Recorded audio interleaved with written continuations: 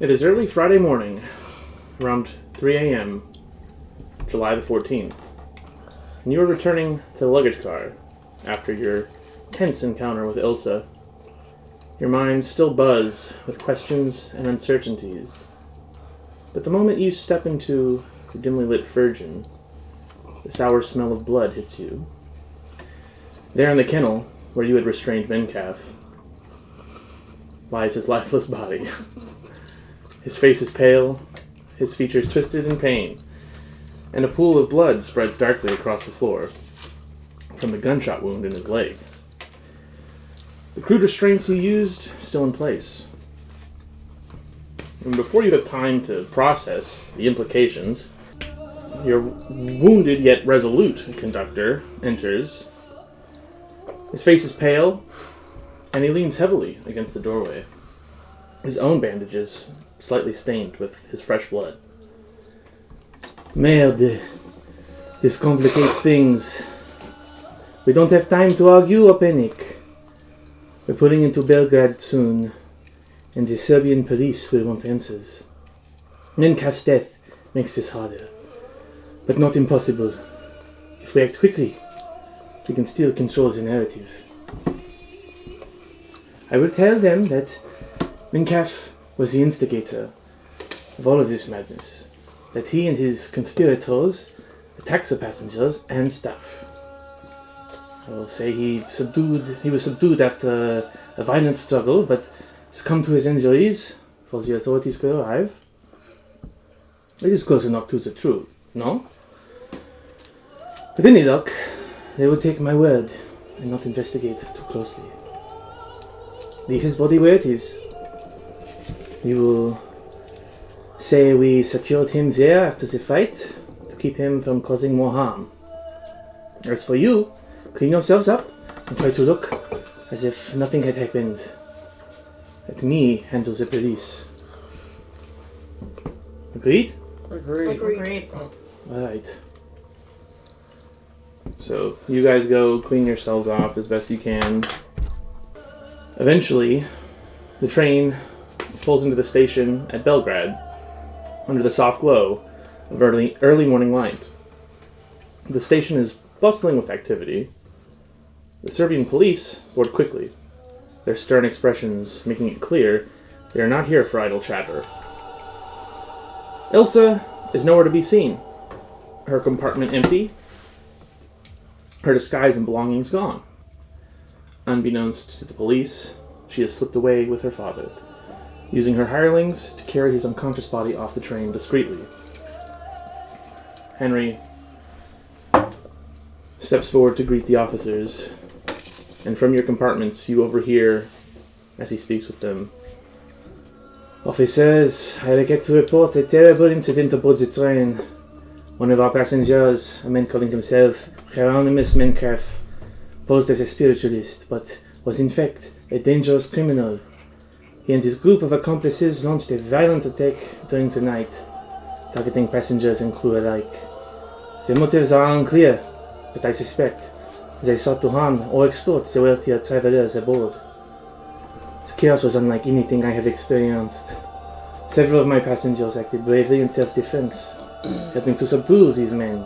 Unfortunately, Mencalf himself sustained injuries during the struggle and succumbed to them before we could reach Belgrade. The other attackers were likewise neutralized, ensuring the safety of everyone else aboard. I take full responsibility for maintaining order and regret the necessity of violence, but there was no other option. Without swift action, the casualties could have been far greater. The remains of Mencalf and his conspirators are secured, and I invite your inspection. I assure you that my passengers are innocent victims of this senseless attack, should not be held accountable for what occurred. This was a matter of survival, and I believe the situation has been handled as best as possible under the circumstances. I hope you will understand your actions. Our actions were born of necessity, not malice. I trust that with your understanding, we can resolve this matter swiftly and allow the train to continue its journey without further incident. The Orient Express carries a reputation For excellence, and I am determined to uphold it, even in the face of such tragedy. And the officer, the Serbian officers respond, Very well. We'll file a report, but let me tell you, monsieur, we have no desire to deal with foreign troubles on our soil. Keep your passengers in line, and let this be the end of it. And with that, the officers conduct a perfunctory inspection of the train. They glance briefly at Minkaf's body, taking Henry's explanation at face value, and do some questioning here and there, but they leave without pressing further, and soon the train is clear to depart. After the police leave, Henry gathers you all into a quiet corner of the train. It is done. The police believe the story. They want nothing to do with the mess, which means you are safe, for now. But let me tell you, I have worked this train for many years, and I have seen my share of troubles. Nothing like this.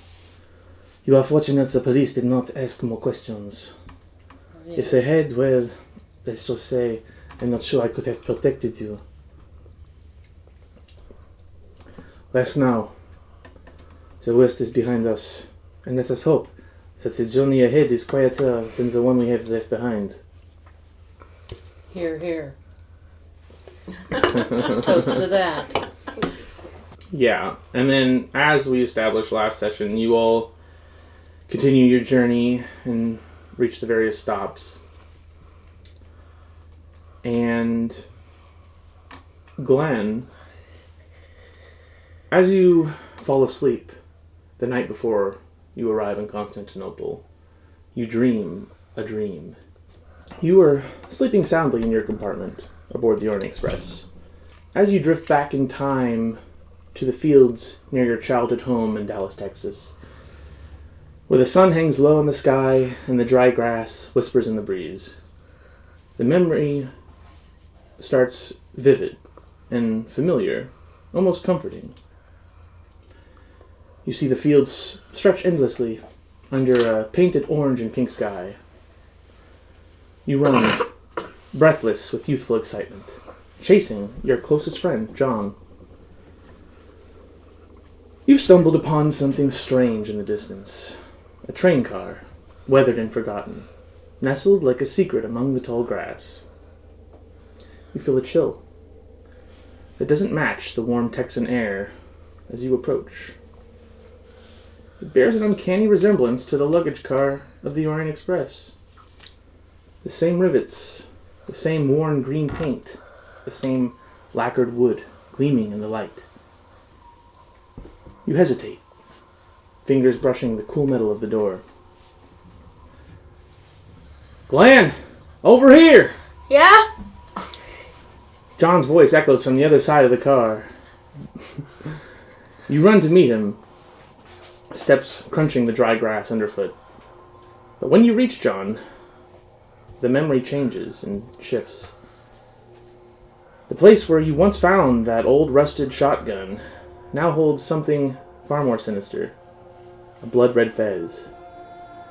Its crimson surface, shot through with its faintly glowing symbols that seem to twist and writhe under your gaze. John crouches over it, curious and fearless as always. John picks up the fez. The symbols flare, pulsing like a heartbeat. The warm sunlight fades to gray, and shadowy tendrils explode from the fez, lashing out and coiling around John's arms, legs, and chest. Glenn! Glenn, help me! John's voice rises in panic, and his wide eyes meet yours. As you run towards him, hand outstretched. The more you run, the farther he seems. The ground beneath your feet shifts, dissolves, pulling you back, as if the earth itself conspires to keep you away. The tendrils tighten, dragging John into the shadows. His voice fades, swallowed by the growing void, and the ground beneath you suddenly vanishes. You're launched upward, tumbling through a sky that has turned dark and featureless. Wind roars past you as you soar higher and higher, your body feeling weightless. A thick mist engulfs you, hiding the world below. And from somewhere far beneath, the sound of falling waters grows louder, a rumbling thunder that vibrates in your chest. The mist begins to part, and your stomach drops as you glimpse the source of the sound. Below you is a monstrous cataract, an impossible waterfall where all the oceans of the world plunge into a vast yawning abyss.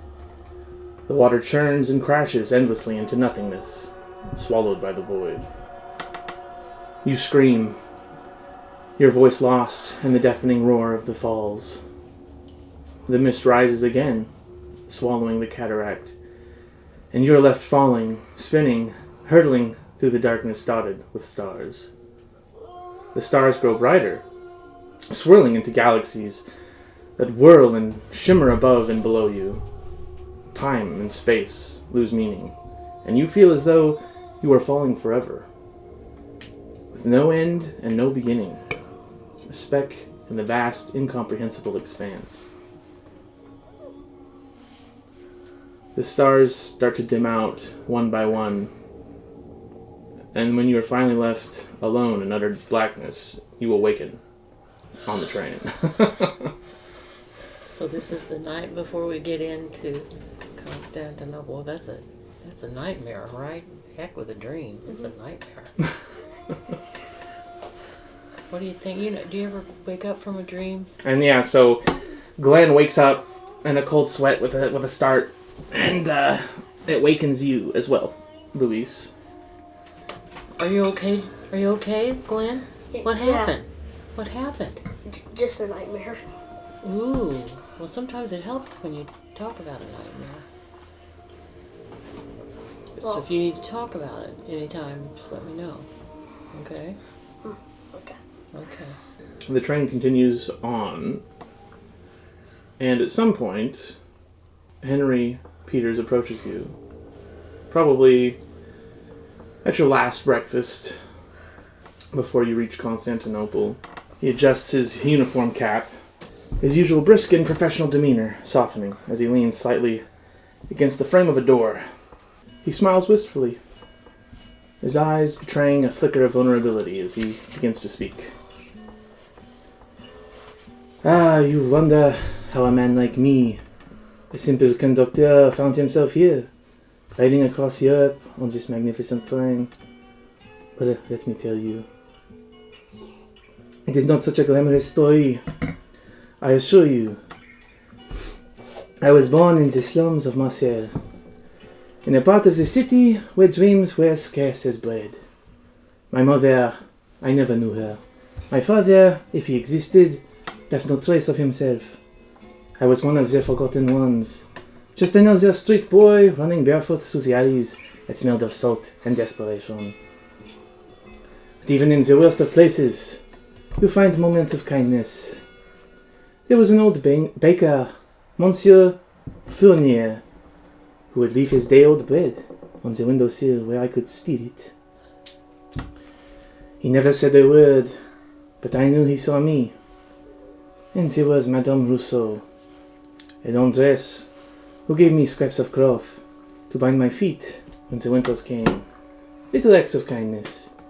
They stayed with me, even when life seemed so merciless. When I was 10, I found myself on a train for the first time. A conductor, a man whose name I will never know, caught me sneaking aboard. I was sure he threw me off, but instead, he looked at me and said, every journey begins with one step, little one. He let me stay until we reached Lyon, and for those few hours, I felt safe. I felt human. From that moment, I was fascinated. Trains, you see, are part of a place where lives intersect, where stories unfold. I wanted to be part of that world, to escape the grime of the streets and find something greater. It wasn't easy. I worked as a porter, scrubbing carriages, until my hands bled, and learned every detail of the railway. Every stop, every track. It became my world. And now, here I am, a conductor on the most prestigious train in the world. I see people of every class and creed, each with their own stories, their own sorrows. And I remember that little boy in Marseille who dreamed of a life beyond the shadows. Every time I help a passenger, every time I ensure their journey is smooth, I think of those who helped me when they didn't have to. Life, my friends, is a journey, not always a kind one. But even in the darkest moments, there is light. It is why I do what I do, to ensure, if only for a time, the journey feels safe and the burdens feel lighter. He takes a deep breath, his smile returning as he adjusts his cap again. Now, enough about me. How can I assist you today? After all, the train waits for no one. And you continue on to Constantinople, where we arrive back where we left off.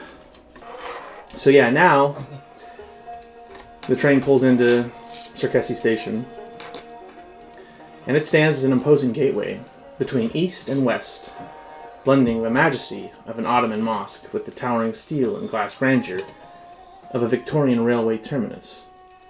The station is a marvel of European Orientalism, capturing the romance and mystery of the East in its design.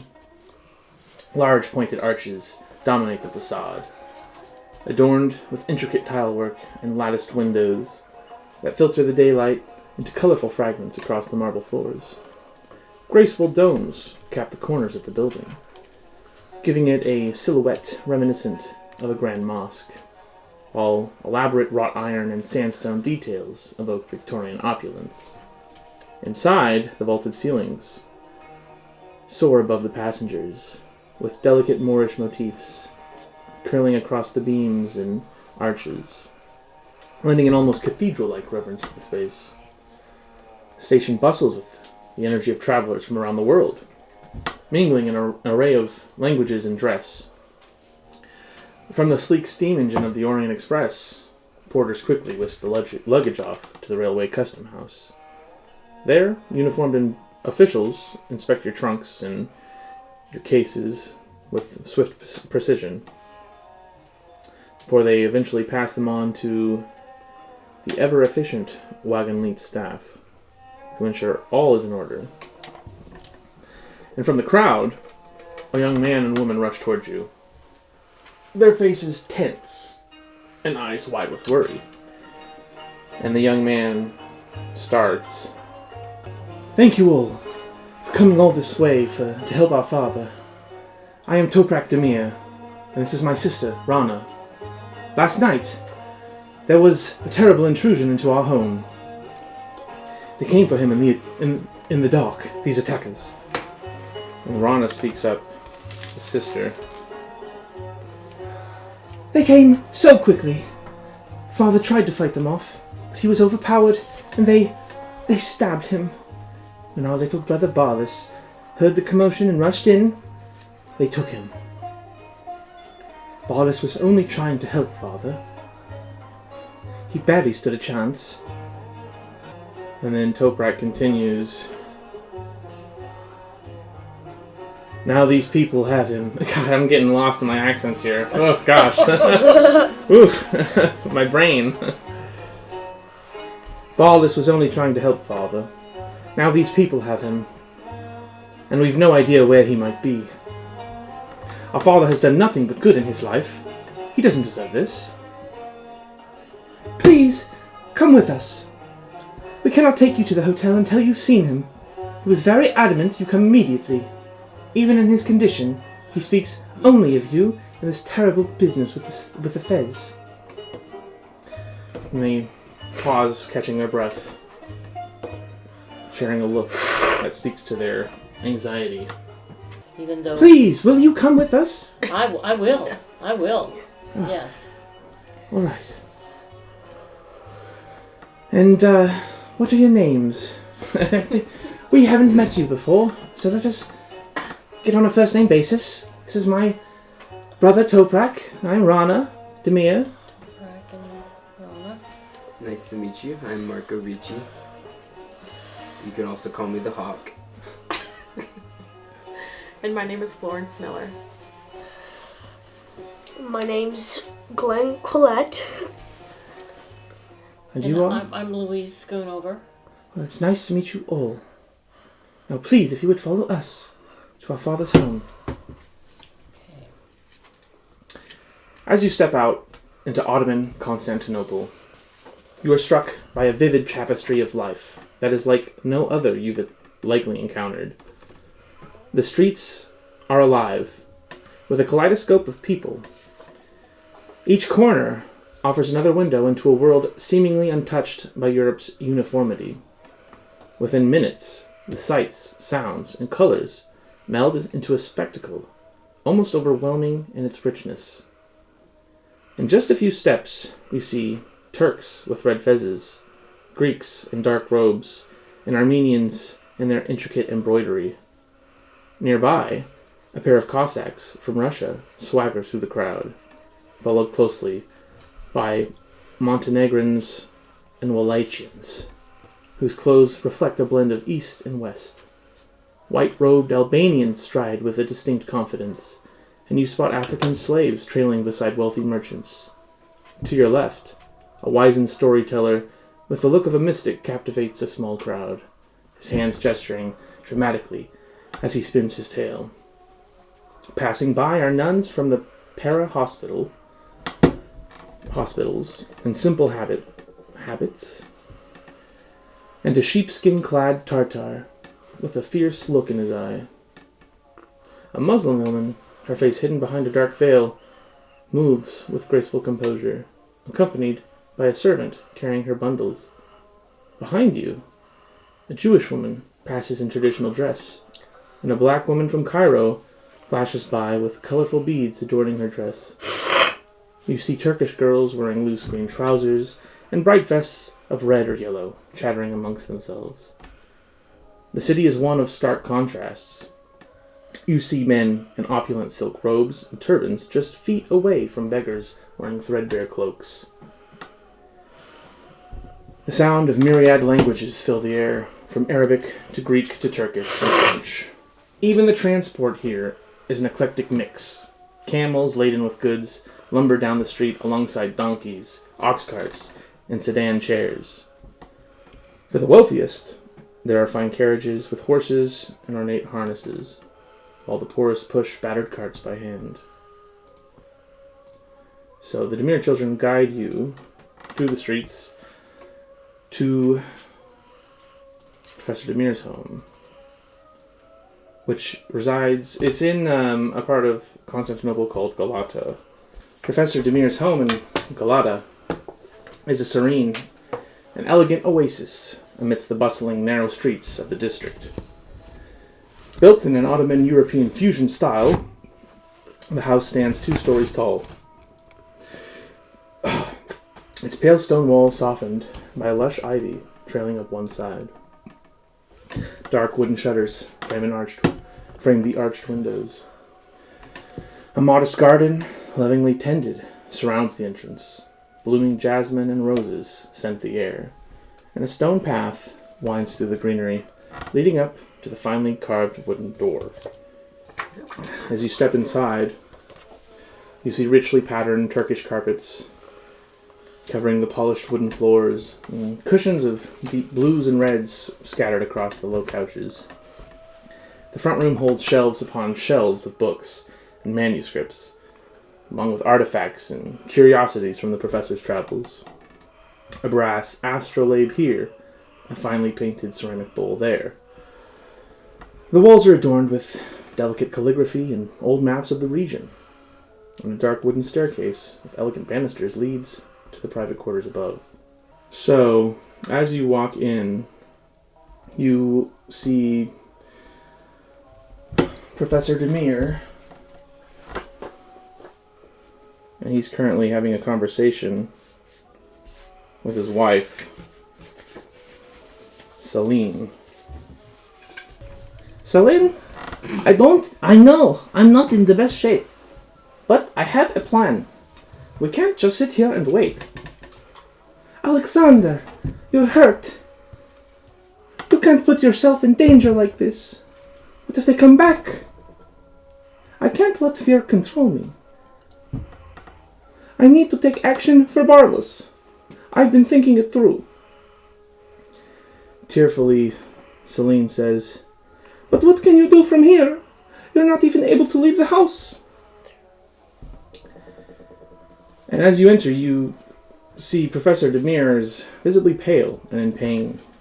He stands with effort, his eyes lighting up at the sight of his children, Rana and Toprak. And he smiles faintly, though the worry in his expression is unmistakable. "Rana, Toprak, you've returned safely. And with our honored guests, I see. Thank you both for bringing them here. I knew I could trust you. You must be the ones Professor Smith spoke so highly of. Thank you for coming. Your aid to Julius, and now to us, means more than I can express." And he gestures for you to sit. Please, have a seat. Thank you. We are so glad to be here. Thank you for having us, and I'm so sorry that this is on such terrible circumstances instead of just coming to continue our work. What can we do to help? Well, I fear I must burden you further. Last night, I'm sure my children have explained, men, they invaded my home. They took my youngest son, Barlas. They left me this. He gestures to his bandaged side. And this. And he places a folded note on the table, pushing it towards you with a trembling hand. Professor Demir, we have your son. Barlas is alive, for now. His fate lies entirely in your hands. If you wish to see him again, you will deliver to us the blood-red fez and the book known as the Whispering Fez. Without delay, bring them to Kasan Pasha docks on Sunday at midnight. Any attempt to involve the authorities will result in your son's immediate demise. You know who we are, Professor. You know that our threats are not idle. Do not test our resolve. Bring what we demand, or Barlas will pay the price. The children of the blood-red fez.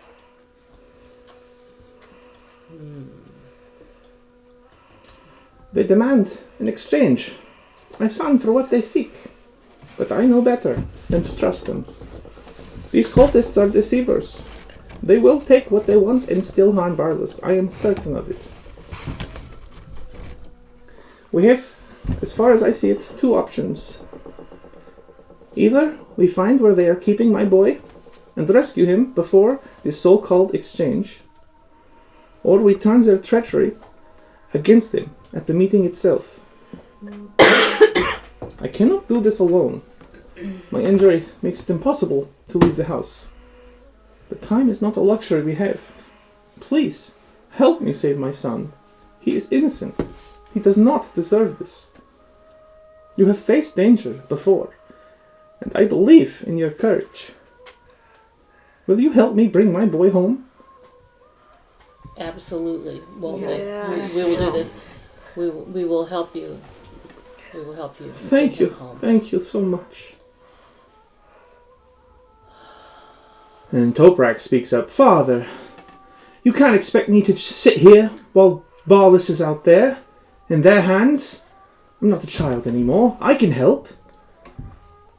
Toprak, I understand your anger, but you don't know what you're up against. These men are killers, fanatics. I will not lose another child to them. So I'm just supposed to do nothing? To watch while strangers risk their lives for our family? What kind of brother would I be if I stayed behind?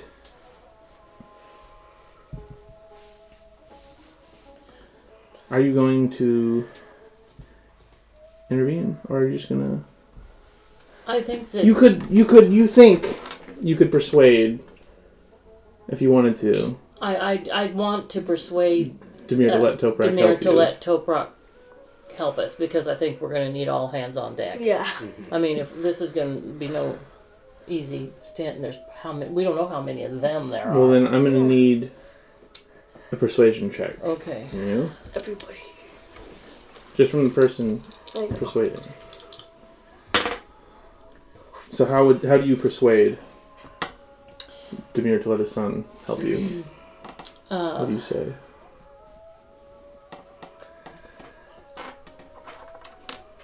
He's, I'm gonna. Okay, it's too dangerous.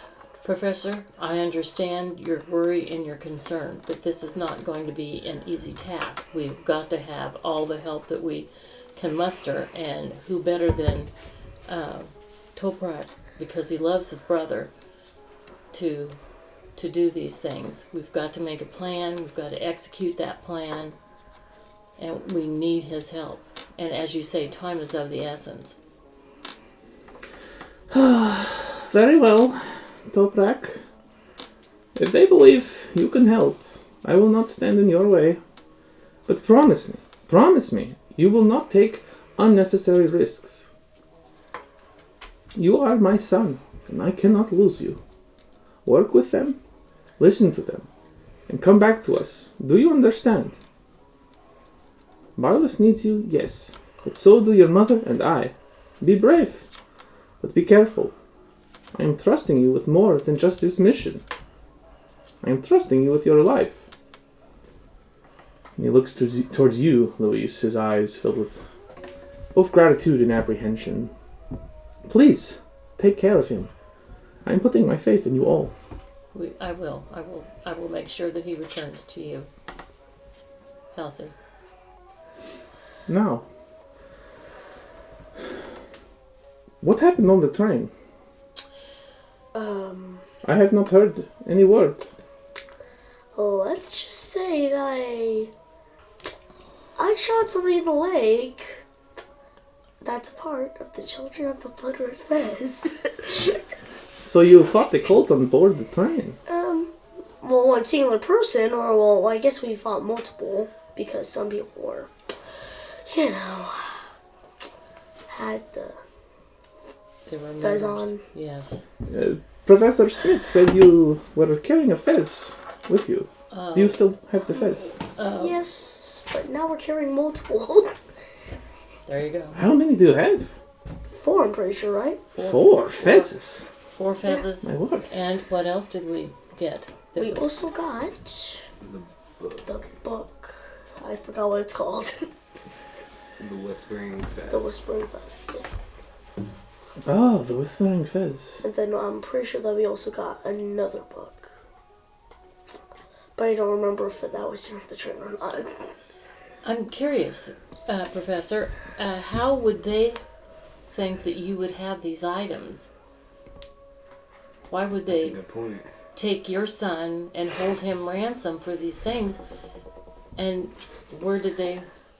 Well, I'm known to have associations with Professor Smith. Right. So, my guess is that They're- they knew Okay. somehow. Well, They must have been contacting each other on board the train via telegraph. I wondered about that. Yes, I wondered about that. Because this kidnapping happened last night. Yes, right. Probably during the same time frame that Glenn shot Mencalf and... It was, I believe, around midnight when the kidnapping happened. Oh, that was before. Which would have been 3 hours before Before- the confrontation. Yeah, that's right. Perhaps, just as a contingency, they plan to kidnap Barlas. I don't know. All I know is I have to get my son back. But the cult will not follow through. I know that. So we must somehow get him back without Giving up the giving up fez the things, and, yes. and the book. That's what I was We thinking. need to come up with some kind of plan We to could trick give them or intercept them. We could give them an empty box. They said that we were meeting at Kasim Pasha Docks. Right. It is not the best area of the city, I of will the city, say. Yes. I am familiar with a ship captain that I could get you in touch with. And he could take you there. His name is Nine-Fingered Abdullah. He owes me a favor. Nine Finger Abdullah. Nine-Fingered Abdullah. Okay. Well, and here's He owes me his life, really, but he will take you there if you ask him, I'm sure. And I think that's a good idea. I think what we need to do is propose a trade. The And then box. and then when they're there, we Fake can. it.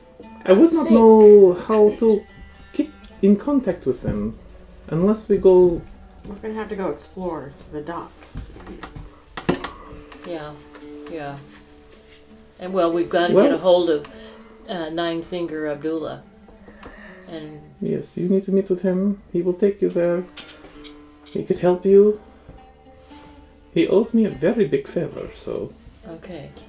And we could always make it look like we absolutely are handing over the fez. Because they don't know we have 4. They're asking True. for 1. Well, but we don't know exactly what they know. They might know that they could make more, but they did not ask for more than 1. It seems to me that maybe the book is more important to them. Could we give them a fake book? That's what The I'm... book, in fact, is all they really need. They can make more fezzes with Right. just the book. I think we should give them a fake book, and by the time they realize it's fake, we'll have. Well, we only we'll have Barless 24 back. hours to We could do create that. a copy. Or we could even use one of the fezzes.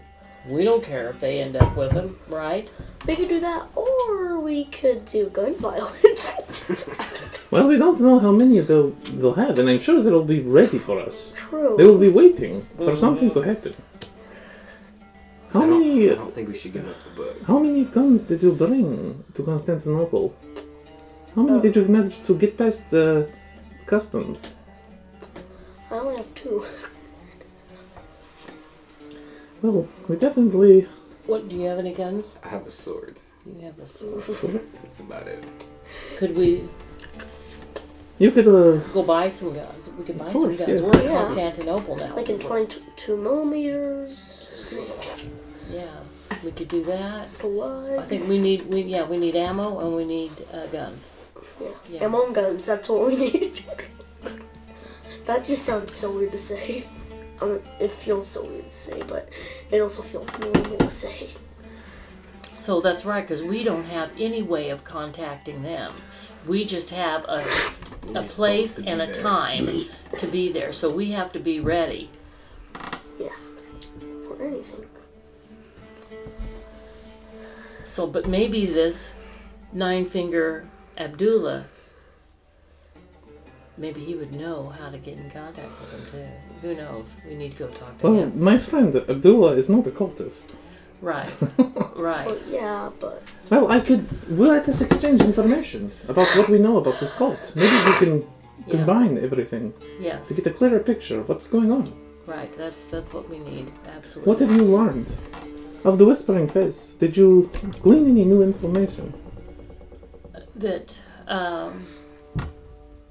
I used the spell out of the book to be able to. There are many spells. Right. This one was to slow down the deterioration process. Allow me to read. Open that folder, Kyle. That's all your evidence that you've collected. This one? Yeah. and the, look at but the that. thing is, No, just open it and Okay, this is There's the the- book. allow me to glance over this book. And I will see if I can't find any information from it. Have you seen that book yet? Okay. Oh yes, you want to flip through this. Oh yeah, you've got to see that. Yes, there are many spells here. Too many. Drain Fez. Control Fez. And it seems there are all these untranslated glyphs in the back. Yes, we do. And we've got to find out what that means. How are we going to get this all done in 24 hours? Go buy guns, buy ammo, go find out and get this translated in the back of the book. We could Tell me, what?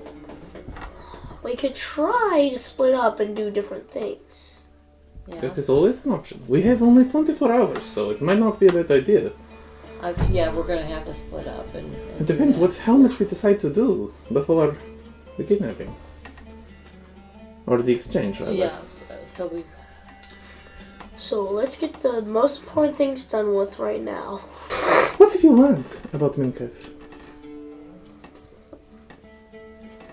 He was there, or he was aware of his grandfather and my grandfather making the transaction between money for the book. And my grandfather transferred it over to him. Your grandfather? Was he in the cult? I didn't think he was, but now I'm questioning that, because why would he have given the book to Minkaf's grandfather, knowing how powerful it was and what could happen to it? I have reservations about this, wondering if my grandfather was a part of it. Well, I have done extensive research on this cult. And I can tell you quite a bit, actually. The children of the Blood Red Fez, they are a dangerous cult. But their current strength and focus can be traced back to just one man. Minkaf. Hieronymus Minkaf.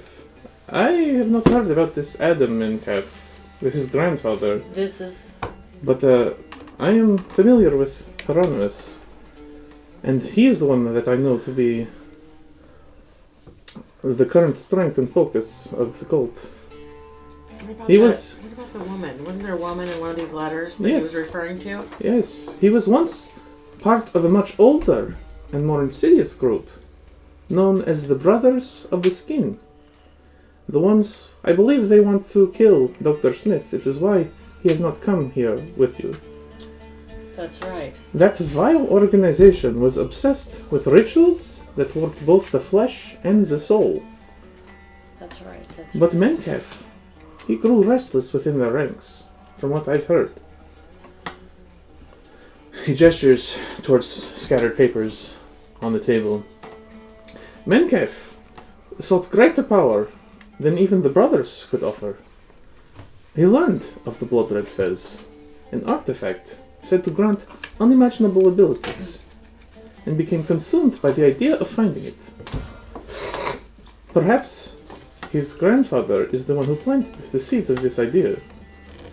But if he already had the book, he would have no need to look for it. So at some point, they lost the book. They lost the book. That's right. And so he left the Brothers of the Skin and began forging his own path, eventually reforming the children of the Blood Red Fez into what they are today, a cult entirely devoted to the Fez and its magic. But Minkaf did not accomplish this alone. His path crossed with that of Nisra, a woman known as the Daughter of Fate. She was affiliated with one of the brothers. She was a pupil of a mysterious and deeply unsettling figure, known only as the Frenchman, around these parts. Anyway. From what I hear, the Frenchman is an enigmatic occultist. A man whose knowledge of the arcane is as vast as it is perverse. He resides in a mansion in Istanbul, surrounded by secrets and sin. It was under his tutelage that Nisra gained her understanding of the supernatural. When Menkef found her, he convinced her that the fez was the key to ultimate power, a way to transcend the limits of her teachings. Menkef manipulated Nissa, feeding her ambitions and drawing her into his schemes. Together, they now lead the children of the Blood-Red Fez, with Nisra lending her charisma and authority to bolster the cult's ranks. Menkef provides the knowledge, Nisra provides the vision, and the Fez provides the power. I wonder, could Nezra have been on the train, and that's how they knew that the book could be obtained when we got to Constantinople? There had to have been They could have wired a telegraph Yes, they could have. I mean, to there has to Nisra be. from the train. Yeah. Oh, well, that's right. That's right. Do not underestimate them. Well, Nisra's ties to the Frenchman make her dangerous, and Menkef's obsession with the Fez makes him unpredictable. Together, they seek to wield the Fez not just as a tool, but as a weapon to reshape the world right.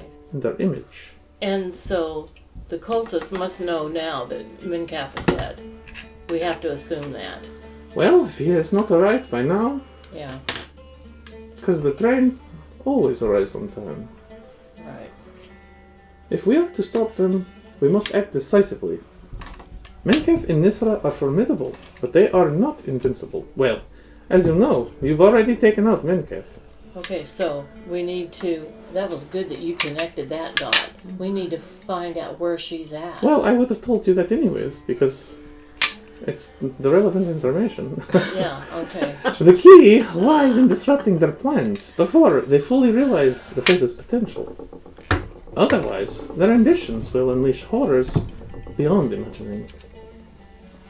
Do you think they might have different intentions since they realize Minkaf is dead? So when we go to the dock, do you think they might be angry? Well, Well, look, read this letter. The top of it Oh, talks yes. about, yeah. So, because I was just looking over that again, and it talks about, like, Nisra is writing this to Menkaf, Yeah. and she's calling the guy from the Frenchman, like, basically saying he's an idiot. He doesn't know what we're really doing. And then who's the Frenchman? The Frenchman is the man I just explained. The Yeah. teacher. Okay, yeah. The one that lives in the mansion Yes. in He is the Istanbul. brother. He was a member of the Brothers of the Skin, Yes, led okay. by Salim Makriat. But Nisra and Menkaf seem to have some other plan that the Frenchman didn't know about.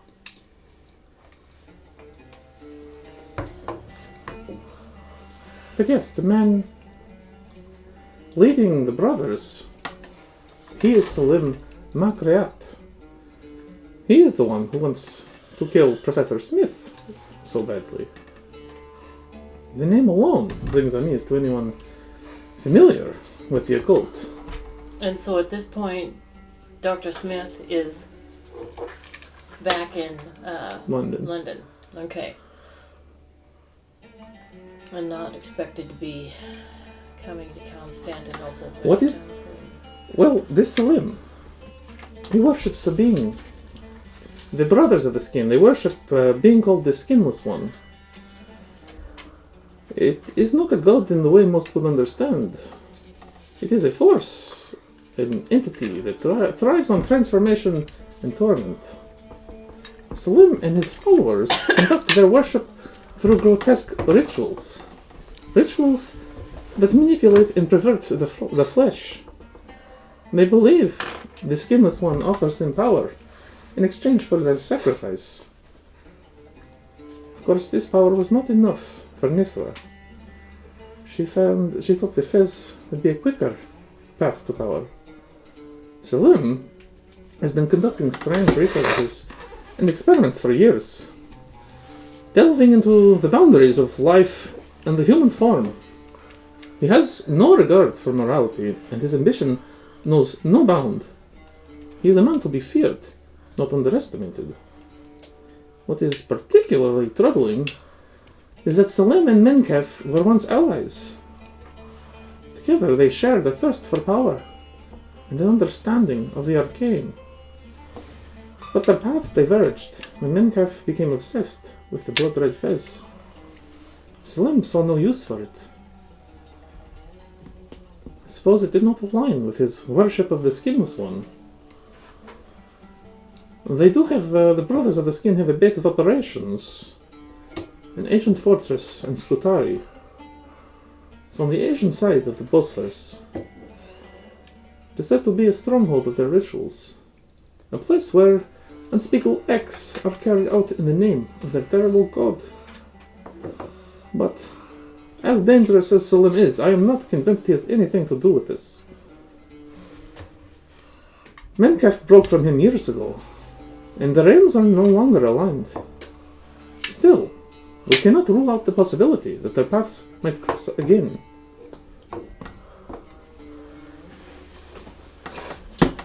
Well, we can't lose focus on what we No, you must have focus on the fez. on the fence. Those who live. That is what we have to do first, and we have to get this Barless back here to his home with you and your family.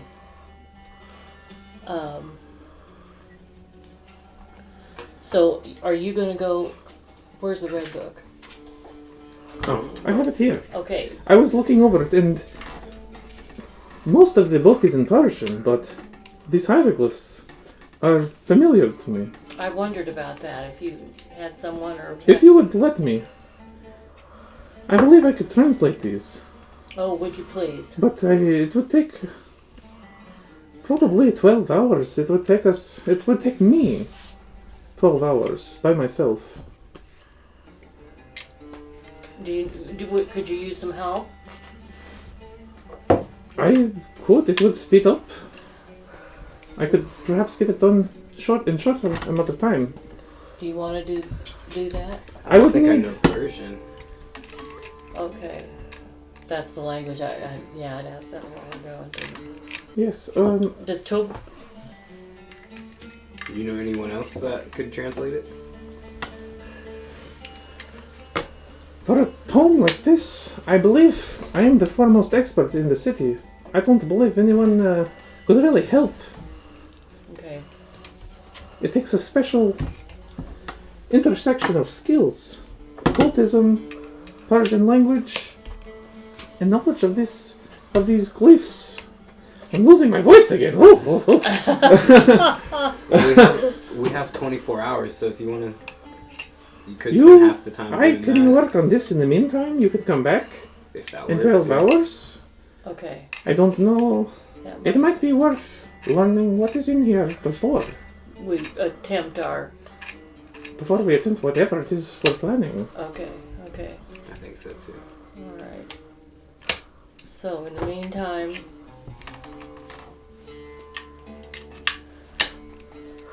we need to go to the dock and talk with Nine Finger Abdullah.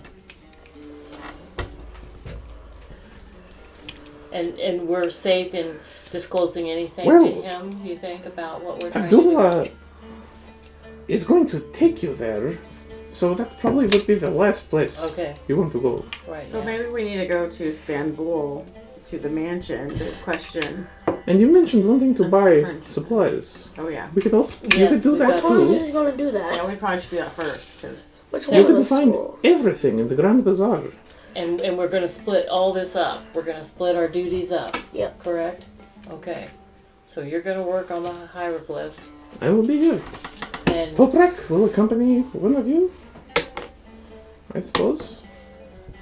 But let's figure out what we're doing first here. Let's see. okay. Who's going?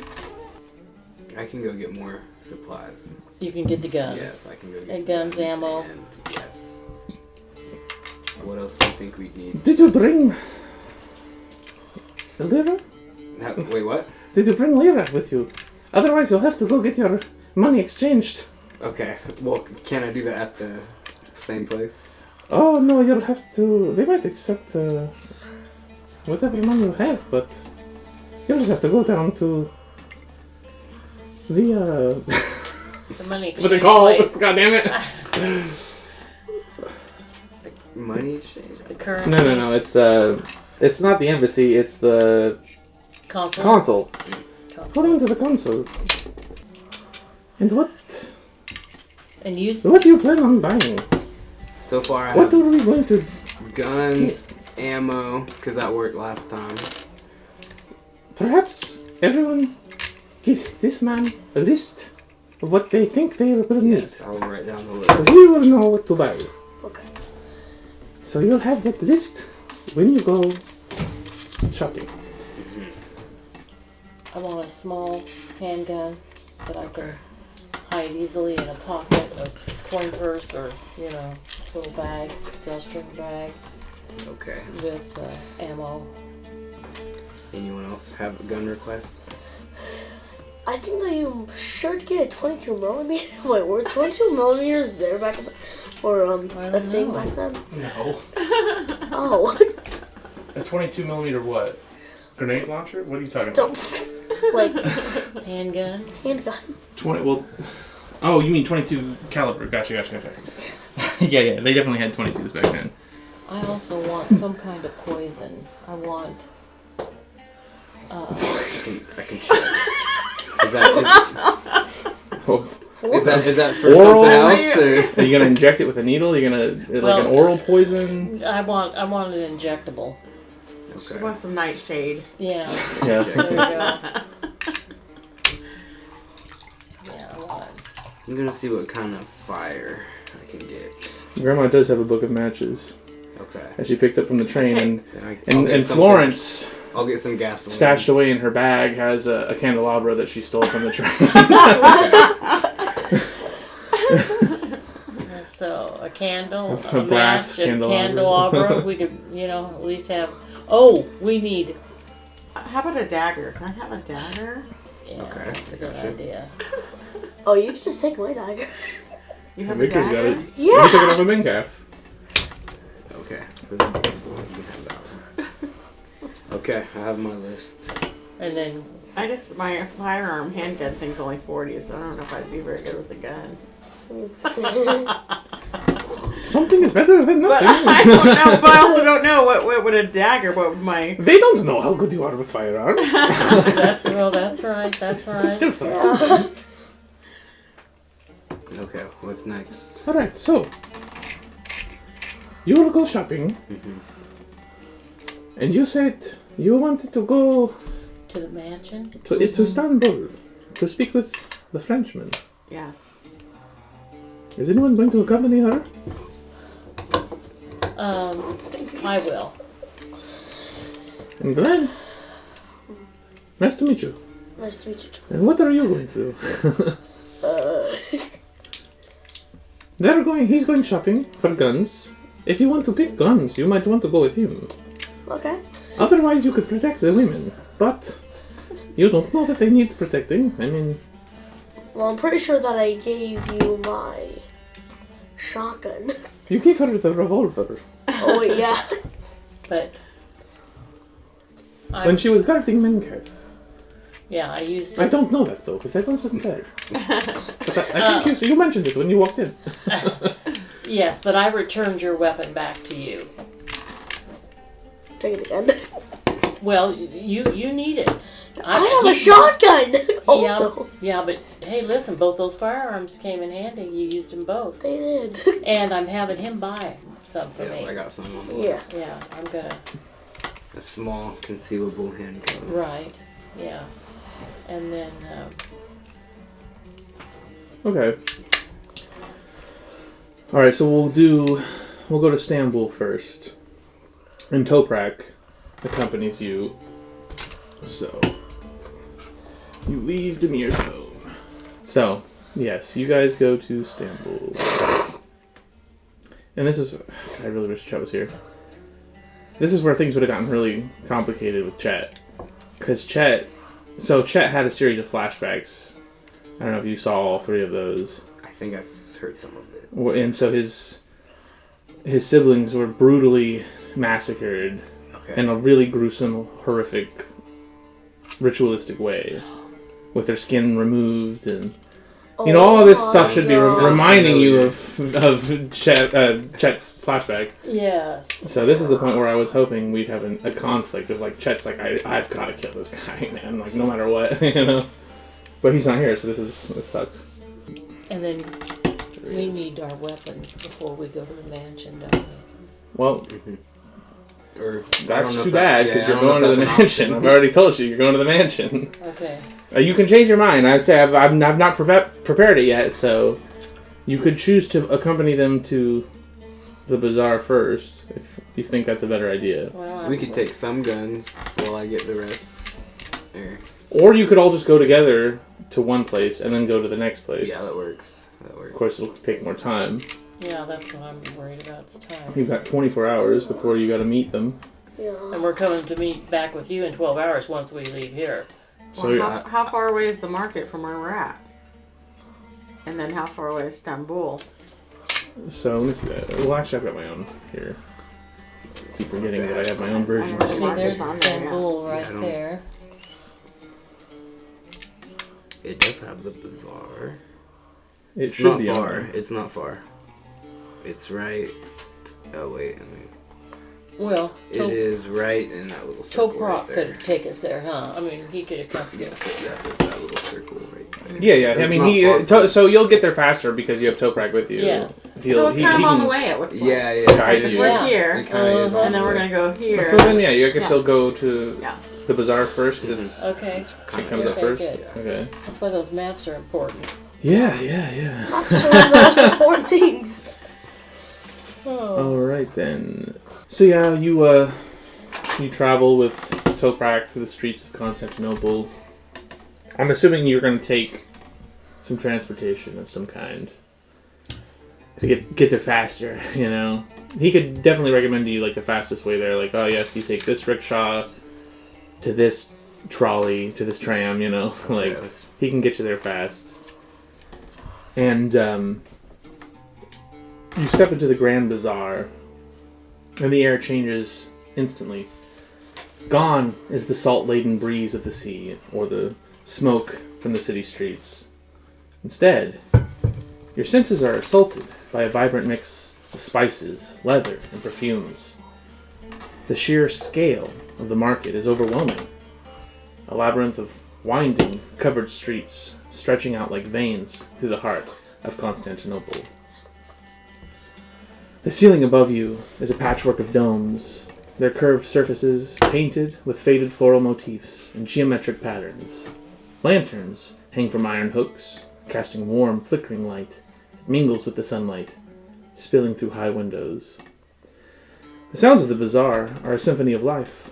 Merchants shouting in a melody of Turkish, Greek, Armenian, and French. The chatter of shoppers bartering over their goods. The occasional clang of metal from a blacksmith's forge, and the rhythmic clatter of footsteps on the worn stone paths. Stalls line every inch of the space, bursting with wares. Brilliantly dyed carpets hang like tapestries, their intricate patterns catching your eye. Shelves overflow with shimmering brass lanterns, stacks of hand-painted ceramics, and finely embroidered silks. Tables groan under the weight of jewelry, rows of gold, silver, and gemstones sparkling like treasure hoards. So, as you navigate the crowded alleys, merchants beckon you with practiced charm. Here's a photo. Their voices smooth and enticing. One gestures toward a display of spices, the air heavy with the pungent scent of cumin, cinnamon, and saffron. Another holds up a polished dagger with an ornate hilt, claiming it belonged to the Sultan. A perfume vendor wafts an amber-scented cloth under your nose, promising you fragrance of paradise. The crowd around you is as diverse as the wares. Men in fezzes and long coats haggle with veiled women carrying bundles. Children dart through the throng, clutching sweets or helping their parents carry goods. You pass an elderly man sitting cross-legged at his stall, carefully crafting a pair of leather slippers, while a young boy recites poetry to a small gathering in hopes of earning a coin or two. The deeper you go, the more eclectic the wares become. Strange artifacts sit on dusty shelves in dimly lit corners. An intricately carved bone box, a black mirror that seems to swallow the light, a set of ancient coins etched with unrecognizable symbols. The merchants here watch you carefully, their eyes weighing your curiosity as much as your purse. Every turn seems to reveal something new. A hidden courtyard filled with stalls selling steaming kebabs and sweet pastries. A quiet corner where men sip tea from tiny glass cups. Or a long corridor that opens to a dazzling display of Turkish rugs. It is easy to lose yourself in the maze of the bazaar, both physically and mentally. And I want you all to make spot hidden rolls as you look for the black market weapon dealer. Essentially, you're looking for a place, someone who buys guns. Okay, I got 39. I got 99. Yeah. So you I passed? I passed. I got 88. Alright. I have 20. And my spot hidden is 65. So navigating the Grand Bazaar to find a weapons dealer is no simple task. And the sprawling market is a labyrinth of twisting alleys and endless stalls, each more vibrant and chaotic than the last. At first, you're met with disinterest, or outright denial when you ask. When you inquire about purchasing weapons. Merchants selling brass lanterns and silken rugs shake their heads, gesturing vaguely to other parts of the bazaar. "No weapons here," they mutter. And their eyes dart nervously, trying to make sure no one's overhearing. But finally, a grizzled merchant selling some faded military surplus, a mix of tarnished metals, battered helmets, and rusted swords, takes a long look at you, and he leans in closer. He says, "You're looking for something sharp, perhaps? Loud, perhaps? Go to the far side, near the spice market. Ask for Mehmet. Tell him Alim sent you." So, you venture to the far side, near the spice market. And the journey leads you to this unassuming corridor lined with crates and burlap sacks, with the overpowering scent of saffron, cumin masking the faint odor of machine oil. At the end of the corridor, a narrow doorway opens into a dimly lit stall, almost hidden between two spice merchants.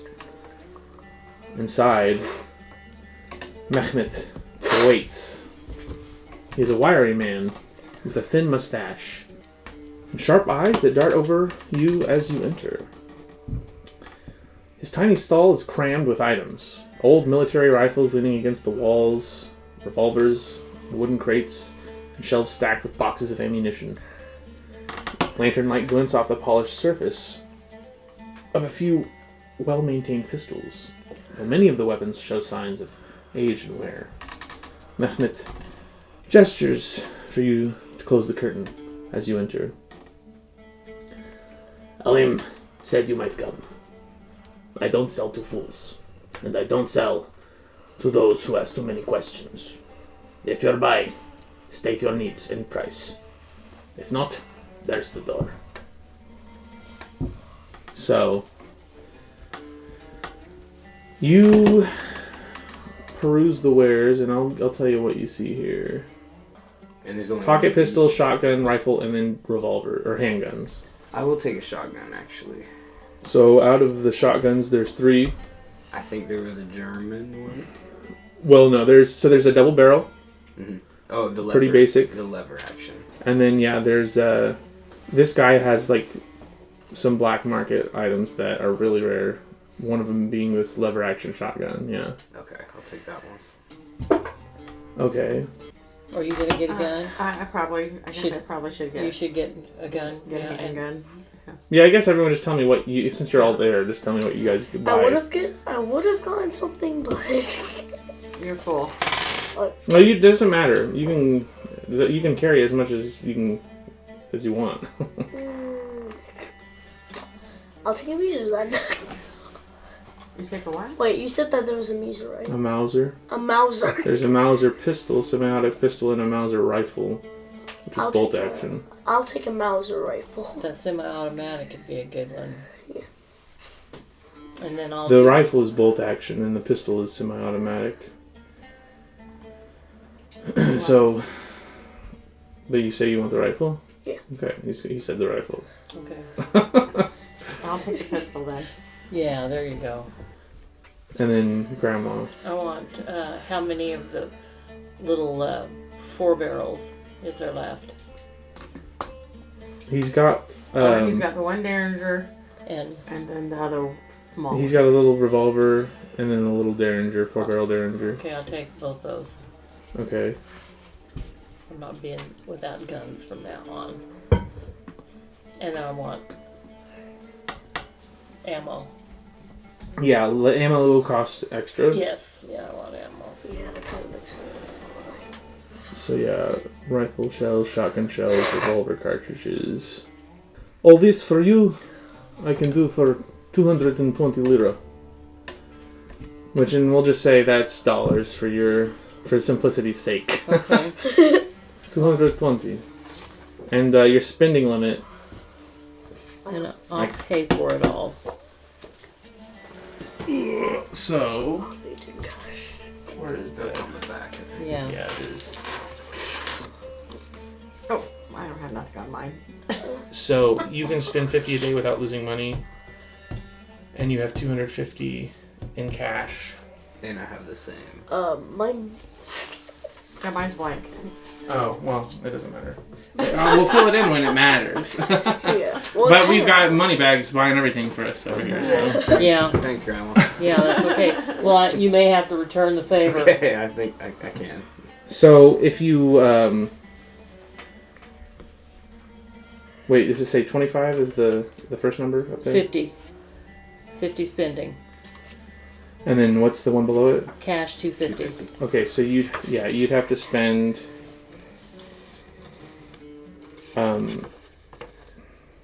170 or whatever. The math is really messing with me. Because she can spend She can spend 50 without dipping into her funds. And then okay. So she'll spend. So then there's another 170. 175. 220, so I got 30 left. Here, I think you'd have 170 subtracted from your 250. So you'd have 75. Okay. In your cash. So I'm gonna put 75 in parentheses. I do for you. I could do 220 lira. Okay. Oh, 220. Then you have 80. What? What do you say? 220 lira. Okay. We'll do it. Okay. Can you do it? Can you You guys? know what this is? You need to haggle. Huh? What? You Could need you to do haggle it? with It is him. bad manners not Oh, to haggle oh. in the Could you ground. do It's hard. Could you do a easy 150? Oh, no, my friend. Okay. 210. 210. All we have is 200. 200. It's you got 200? cash, 200. I do for 200. All right, perfect. Okay. And how much do I have left now? Out So of, now you have $100 $50 in So you have 100 cash. I've got 100 cash. And your left. spending limit will always stay at 50. Okay. So you'll never Okay. change that. I won't That's a get good the deal. show on the road. And that's ammo too. Yeah, Yeah, that includes that's all the fine. ammo Okay. for all the guns. Now Okay. I want to find out where could I find some poison that's injectable. I'm asking. Oh! My cousin Abdul sells poison down on the other side of the market. Okay. That is the Alright. most weirdest question to Thank ever you. ask. I don't know why I'm thinking I Well, know, but you are talking to a black market dealer. yeah. He would Yeah. know these things. Yeah. I don't know why I think that might come Are you in gonna handy. go get poison after? Well, here's we went by in the market a place where they have fezzes. Why don't we get a red fez? Smart. We'll get A a fake? fake. Just a normal red fez. fez, not a And let's magic. get. Do we want to get the box? The We bone also- box. We also went by that, and there was a box, and then we could get Just a fake book that just looks fancy and that old. and it's got the blood red. We could paint it or do whatever with it. So you will have to do art. Yeah, I was gonna say I don't have any. You'll have to use an art craft skill, basically, to try and make a regular fez look like the blood red fez. That would require art skills. Art skills. Like, you can't just do that and pass it off and it succeed. You know, basically, like, Okay. What if we you're put going to everything attempt in to a try and make a box? fake using your art skill, and your level of success will determine how well this thing passes off. You know. Right. And I don't know. I might not even have any. Well, art it's skills. going to be under skills, and it's A, art, because it's the alphabet, Right. and you have nothing, because nobody has art Nobody has skills. any So I can already art. tell you that right Okay, now. no wonder I couldn't see it. It's so light. It's not printed very darkly. Yeah, nobody's got an art skill. I don't even see You it. So- have an art skill cooking. No. Yeah, he has the That's art art. of cooking. Well, it's the art of cooking. Cooking but is an art. he doesn't have the art of costume making. You know, nobody has disguising as part of their repertoire. We don't have any, any pickpockets with us or anything like that. So what you're saying, unless we had an art skill, then there's really no sense. No, I'm saying that it would be very difficult to do. Well, this is going to be midnight, and there's not going to be any street lights because it's in the late 1800s. So we could just. Despite that, you'll still have to do a check to make the fez. That's what I'm saying. Oh, okay. And since you have no skills, it's going to be very, very hard for it to look anything like the blood red fez actually looks. So most likely what will happen is they'll immediately know that it's a fake when they see it. If you perform poorly when you try and make it. I'm just, I'm telling you the possibilities. But if you do well with your role, and you make a perfect reproduction of it, they wouldn't know. That'd be hard to do. And of course, you do have 4 fezes. Yeah, that's what I'm thinking. We can So, sacrifice one of those. If it comes down to it, Yeah, we could we could sacrifice one of them. Yeah, and if that somehow still doesn't work, even though like we bring them an actual one, then we're gonna have to only resort to one thing. Yes. Yes. Settle down there, cowboy. You'll be using Just that gun saying. eventually, Victor. Just hold on. Funny how he must have known how much money I had, huh? Yeah, sounds like it. Yeah.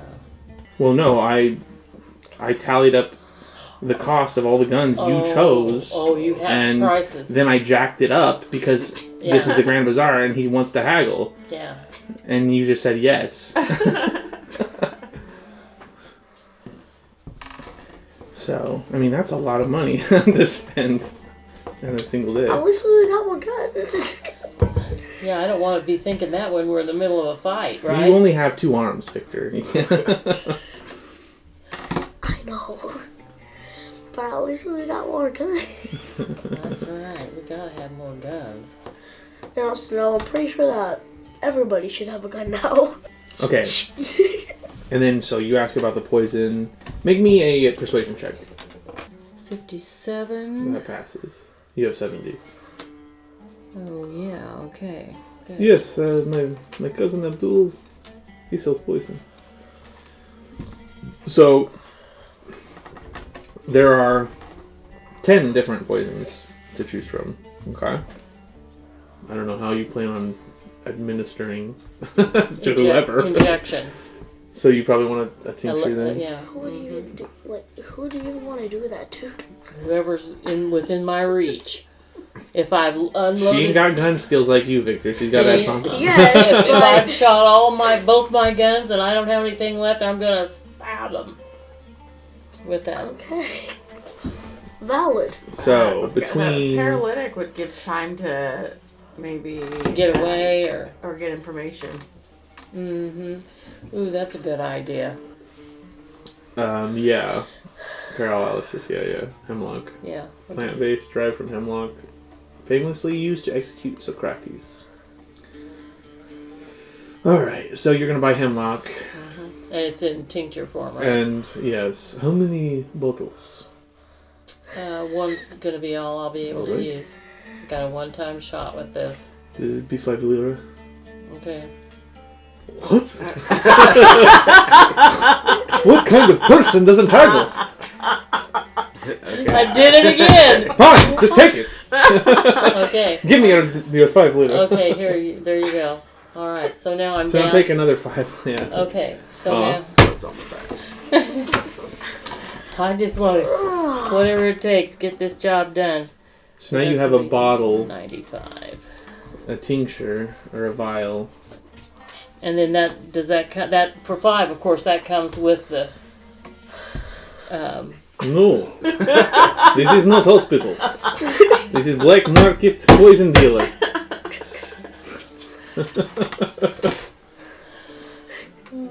What the? There is plenty of people selling all sorts of stuff in bazaar. I'm sorry you could find syringe. okay, Yeah, you find a dirty syringe on the ground. yeah. Just pick that up. And if that's everything we can think of, then we'll move on. And so we got the fez, we got the box, and we got the book. Okay, so So, are you bringing the fez with you? I'll say the book is back. Yeah, because the book is with Demir. Are you going to leave the fezzes with Demir, or are you going to bring them with you? Are you going to split them up? How are we dealing with the fezzes? So there's exactly 4 of us. There's 4. Well, fezzes, we yeah. need to bring 4 of you. one of the Fezzes, real 4 ones of with us. us, I guess, as, we're doing a decoy thing, but we can't, we'll have to use one of the real ones. So, what do you do with the other 3? Leave them with, With Demir? yeah, Okay. Demir will hide them away somewhere in his yeah, home. you're right. And, so you just keep carrying it in the box like usual. So you've got that with you. I've got that's right, we've got the original box that I've been holding on to. Yeah. Okay, Okay. so we just need So, now you make your way to Istanbul, and I need you all to make appearance checks. You and Victor, when you approach, the guards stop you from entering because they don't like the way you look. Okay. Alright. They say Oh, you look that's just too poor, but the women, they can go in. I really want to do something that would probably get me jailed in this situation. Could I use persuade? Or no? Ooh. It would take an extreme persuasion. Okay. So is that the 5th? Yeah. Okay. I'll try it. I got nothing on persuade. No, I didn't. Okay. Could I close, try? You don't have anything on persuasion. I mean, you On can no try. persuasion. You can always try. So you would be, yeah, but it'd be a 5th of that. So it would be 2. You'd have to roll. You gotta roll 2 or you'd less. have to roll. Never mind. It'd be hard to do. Never mind. You approach the palatial residence. It features an expansive facade. Its rounded dome topped with a gilded finial catches the light of the sun. Graceful arches frame large windows draped in luxurious fabrics, allowing glimpses of the lavish interiors within. The entrance is marked by an impressive double door, intricately carved with floral patterns and symbolic motifs, welcoming you into this realm of splendor. And I've got a picture here. Wait a minute. What? Is Toprak with us? Yes. Because he took us to the bazaar. I guess he needs to do a check too, though, Yeah. doesn't he? I'm glad someone's paying attention. I'm glad you. I was looking. That's Here. what I was. Okay, that's Yeah. terrible. Oh, sorry. Ooh. Whoa, ho, ho. Yeah, he comes in with you. And surrounding the palace is an extensive garden. It feels like a world unto itself. The pathways are lined with exotic plants, vibrant flowers, all creating a kaleidoscope of colors that is both enchanting and intoxicating. Lush greenery mingles with meticulously trimmed hedges. Peacocks strut through the gardens, their iridescent feathers shimmering in the sunlight.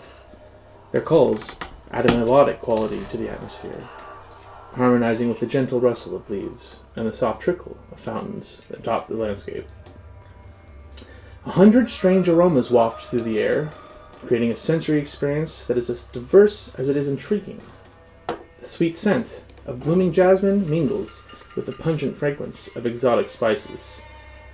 The hints of rich incense can be detected. The air is alive with the earthy smell of damp soil and lush vegetation, punctuated by the occasional waft of cooking in the palace's kitchens, where sumptuous feasts are being prepared. You are escorted inside. I don't know what you say. I assume you just say, we're here to see the Frenchman. Yeah, that's fine. So yeah, you're escorted inside by two men.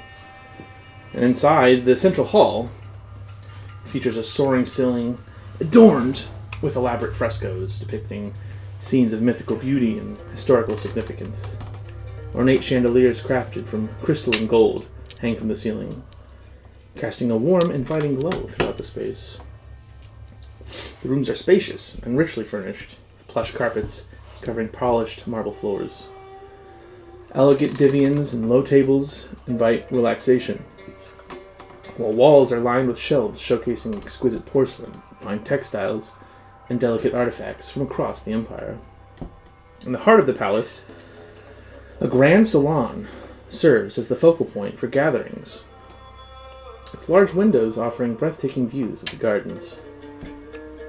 Here, the walls are adorned with intricate mosaics and rich tapestries that tell stories of the empire's glorious past. So, and also this area, this is like right next to the Sultan's palace. Like, this is a palatial residence, which is why they didn't let these two in, you know, initially, like, or just based off of the way they looked. The silent servants bring you out onto the upper balcony, where the Frenchman reclines in silks, puffing on a hookah. Papa's eyebrows. Yeah. Ah, visitors. How rare it is to receive guests unannounced. And yet how intriguing. Entrez, s'il vous plaît. Thank you for seeing us. He gestures towards a set of chairs, his smile thin but cordial. I imagine you come seeking answers, or perhaps something else entirely. People rarely knock on my door without purpose. As they say, rien n'arrive par hasard. Nothing happens by chance.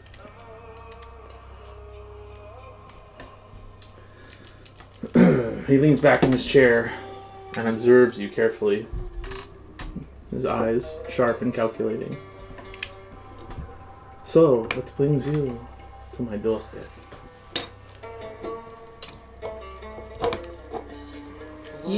Did you have a purpose? You had something Well, that you we indeed came seeking answers and help finding our friend. What is your friend's name? Nisa. Nisra. You must forgive me if I seem unimpressed. Always, you are not the first to come looking for shadows and secrets, nor will you be the last. Let me guess. Smith or Demir have sent you. Toujours les mêmes. Always meddling, always reaching where they should not. Dangerous men, those two. In ways you likely don't understand. Well, we actually have some news for her. Something that might be of interest. to her.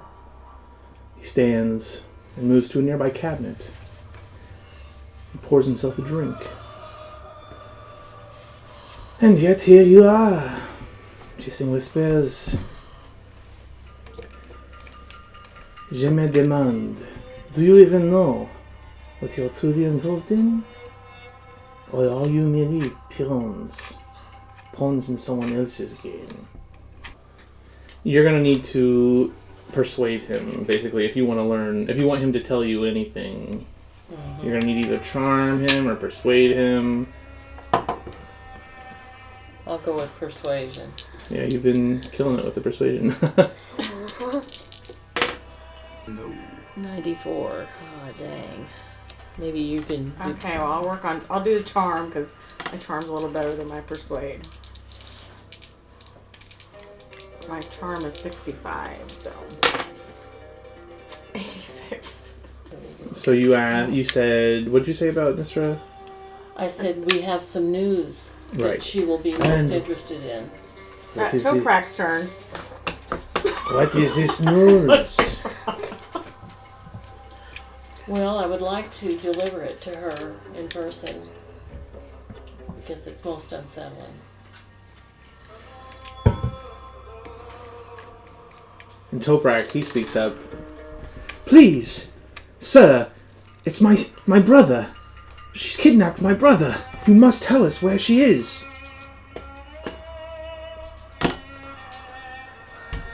Rolled a 22. The Frenchman swirls his drink and leans back. He reclines in his chair. Because she's the one that wrote that letter. Mm-hmm. Yeah. Okay. It was... Yes.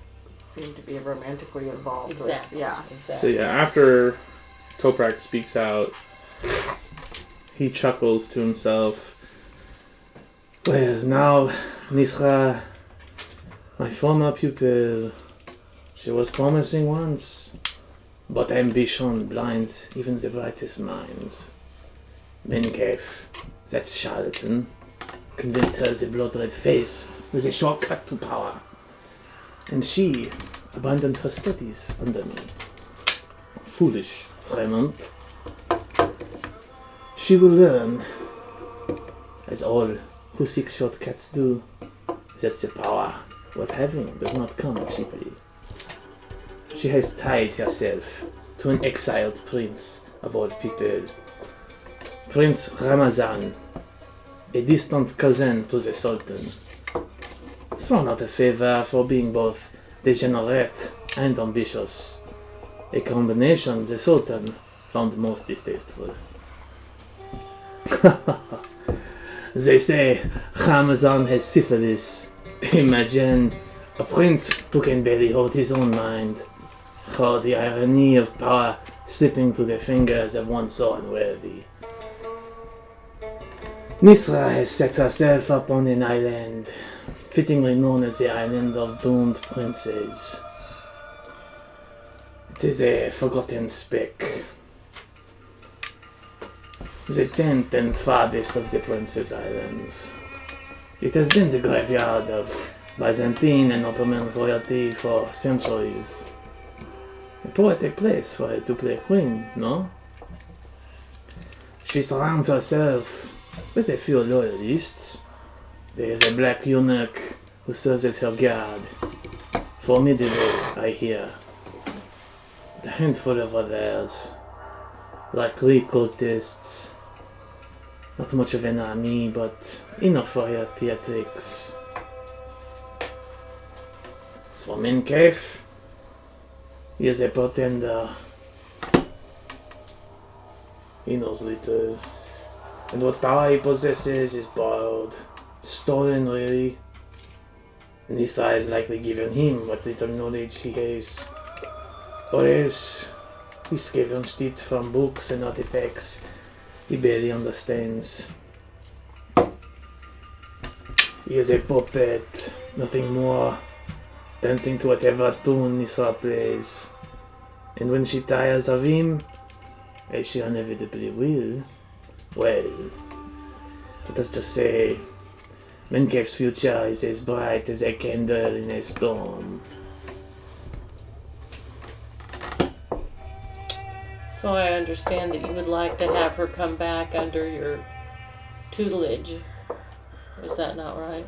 Do I understand that correctly? You would like to continue? No, she is of no use to me now. I would be amused to see what becomes of this. So I do not mind telling you where she is. Okay. As young Demir has said that he wants to get his brother back and back home with the family. He's just a young boy who is innocent in all this.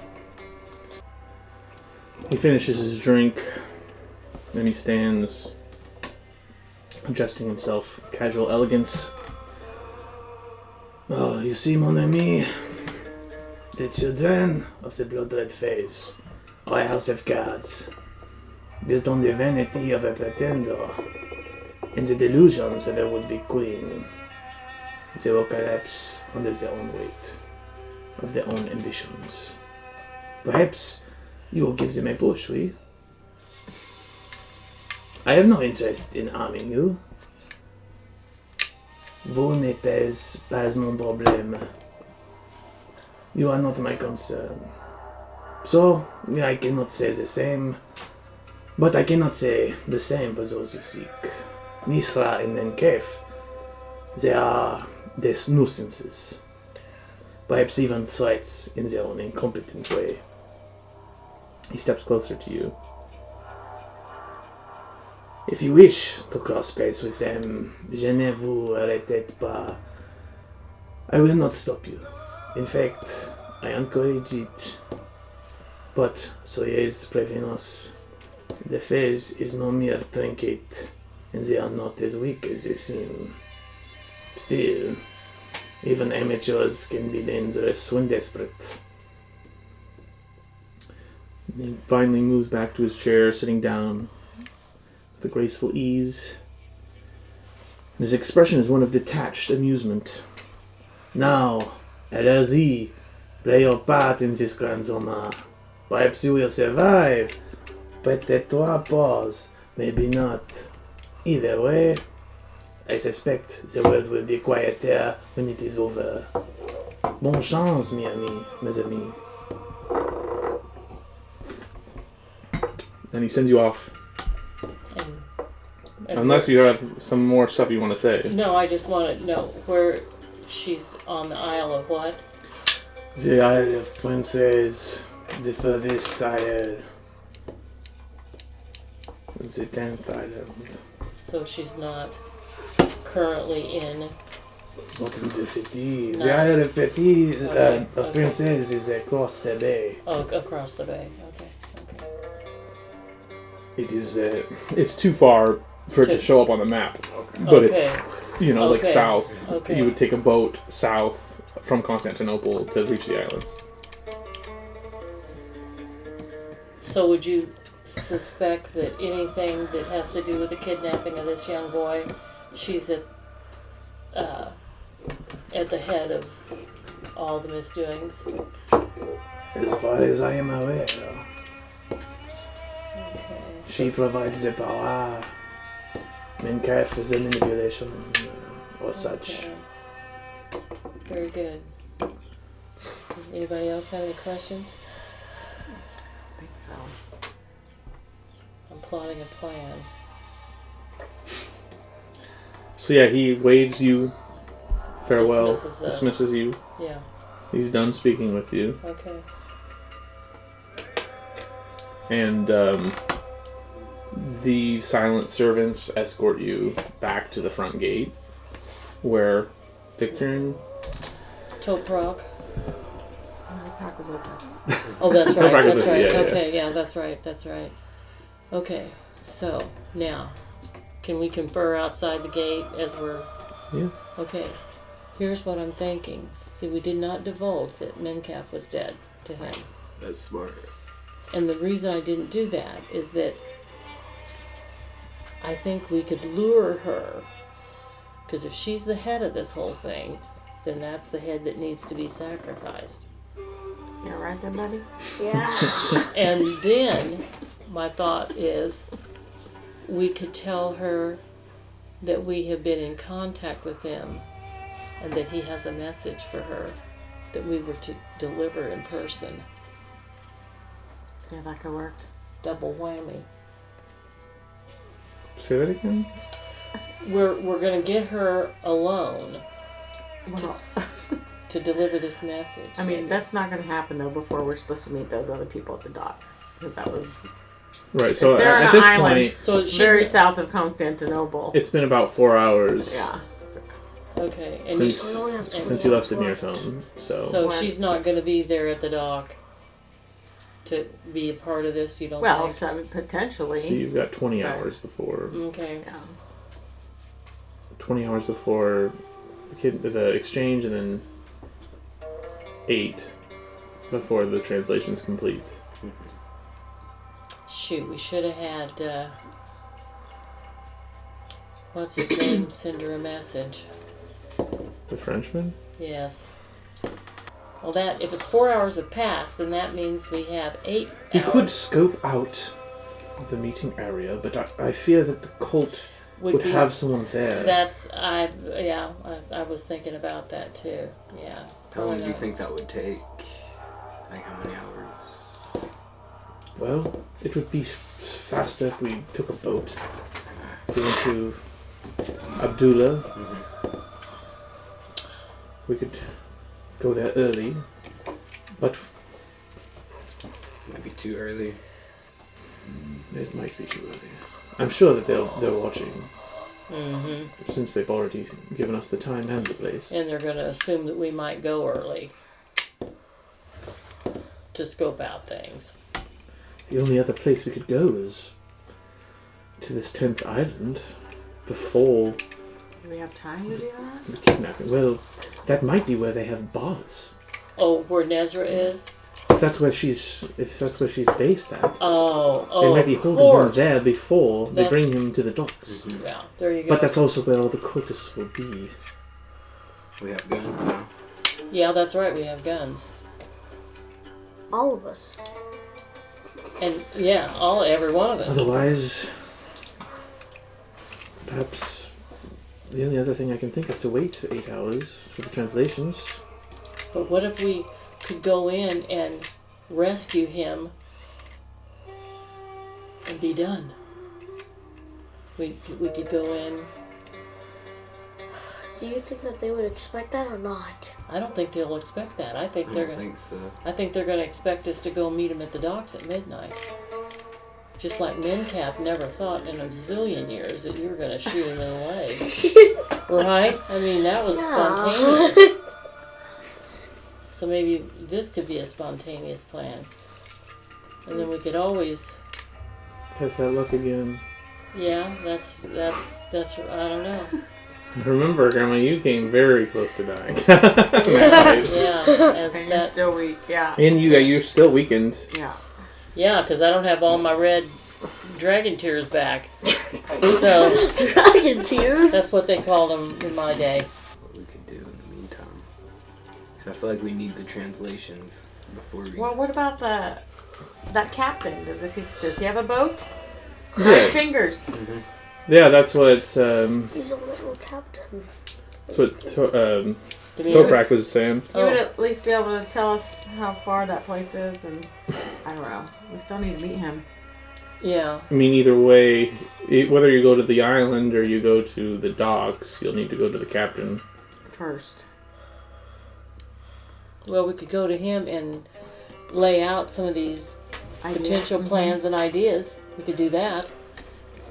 Yeah, then we could go back and meet with Demir. Yeah. Before, like whenever he's ready. Yeah, there you go. And maybe we don't want to risk not meeting with Demir after. Because I feel like Demir's gonna give us something important with what he finds. But I don't know. You could tell that, is it Nisra? Is that what you're Nisra? She was in love with Mencalf. There's no doubt about that. Sounds like she's in love with the exiled prince now. Well, yeah, but see, I think she's, like the Frenchman said. She's in love with being in love. And we don't know if she knows about Midcalf. I see. That's what I'm banking on, that she doesn't know, Okay. and that we could lure her into some kind of a trap if she thought she was going to either meet him, probably meet him more than just us deliver a message. Mm-hmm. So we could go to the island and leave a message ourselves. That's a good saying, idea. hey, meet Midcalf right before the dock, so Yeah. I can tell you something important. Yeah, because if she has any intel at all, she'll know that he was probably on the Orient, and that He's in the area. and that he would be in the area. There you go. If he wasn't dead. But I don't think she But, knows that. Yeah, she Because the probably Frenchman doesn't know didn't that. seem to know that. Yeah. Because he talked in present day about the both of them being in cahoots with one another, and not either one too but- smart to pull anything off. Yeah, but I'm just saying. Okay, that's a good idea. So are we in agreement? Yeah, don't you Yep. think? Yep. Yeah. Okay, good. So the plan is, Go to the captain.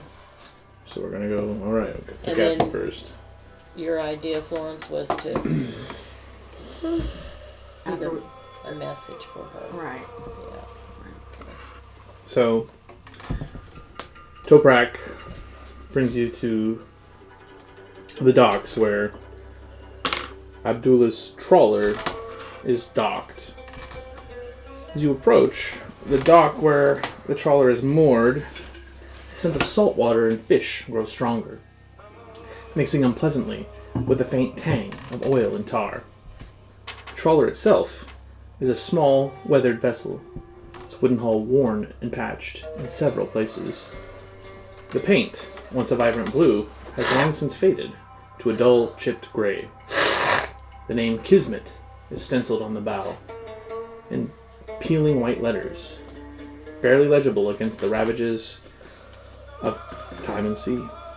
So, the deck is cluttered with ropes, nets, and fishing gear, haphazardly strewn about as if the crew has long since stopped caring for the appearance.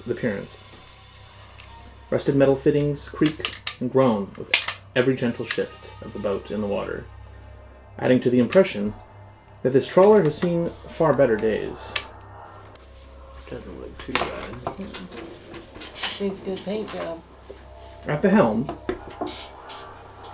stands nine-fingered Abdullah himself, Oh, a wiry man. ooh, he looks like a salty sailor, doesn't he? A sea dog. Yeah, that's what they call them, sea dogs. He is a wiry man with a weathered face etched by years of salt and sun. His missing finger on his left hand is impossible to miss, the stump wrapped in a grubby bandage that seems permanent. His sharp dark eyes scan you with a mix of suspicion and practicality, though a faint smirk suggests he's as much a gambler as he is a fisherman. And the cabin, visible from the dock, is little more than a cramped space, with a few grimy windows and a single flickering lantern casting a weak glow. So you also spot his two deckhands. There's four, but right now the two prominent ones that you noticed are these guys. Boy, these are good pictures, aren't they? Man, look like real people. Yeah, that's what I was saying. Let me just bring them up closer. There you go. Perfect. Thanks. So Abdullah What? Laura said, and I was stands. thinking the same thing. They're good looking. I know. I know. So Abdullah stands at the edge of his trawler, his wiry frame silhouetted by flickering lamplight. You're the lot the mayor sent my way, eh? Yes, yes. So nice to meet you. Can't say I'm surprised. That man's got a knack for dragging people into all kinds of trouble. Welcome aboard the Kismet. She's not pretty, but she'll get you where you need to go. Leans against the railing. Don't mind the mess. She's a working trawler, not some fancy yacht. You want polished floors? You've come to the wrong man. But if you need a captain who knows his waters better than his own reflection, then you're in luck. Mare's an old friend. Saved my life once. Back when I had no business being alive. A debt like that, you don't repay with a handshake. So, when he asked me to help you, well, here I am. If the mirror trusts you, then I'll trust you too. But don't think I won't toss you overboard if you cause me any grief. The horn's deep enough to keep all kinds of secrets if you catch my drift. Any gestures for you to board? No, let's not waste time.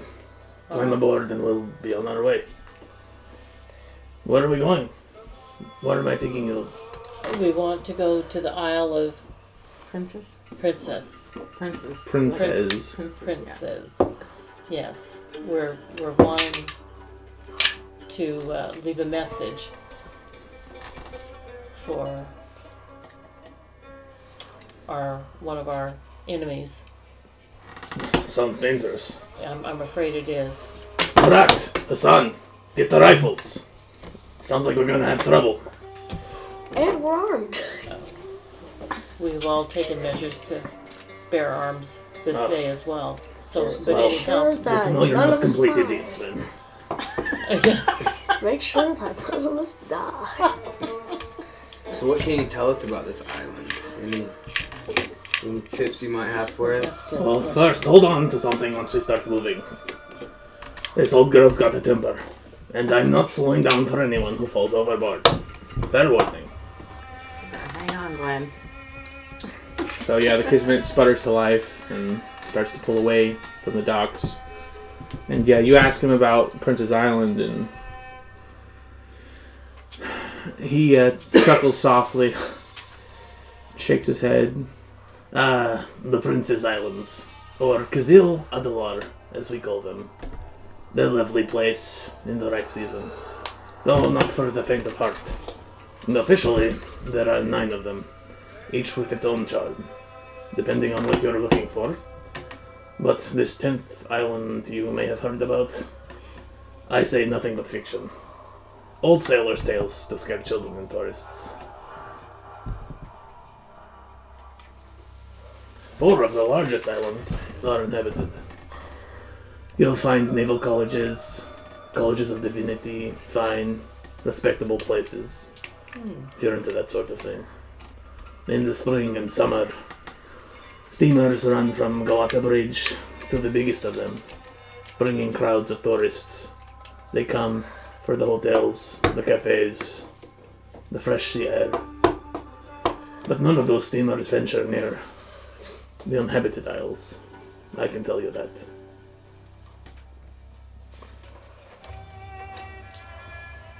So what goes on there in those uninhabited isles? Well, the inhabited ones, well, they have an evil reputation. Many fishermen, good men, have vanished in those waters. A fact any Turkish captain worth his salt will make much of when negotiating a price. We may call them stories, but even I won't deny that strange things happen there. Now, Well, as for this business of exiling princes to the farther islands, the Turks will argue it's a Byzantine practice, an old relic of the empire before ours. But don't let them fool you. The Ottomans have no qualms about using those islands for the same purposes. Out of sight, out of mind, eh? And the trawler continues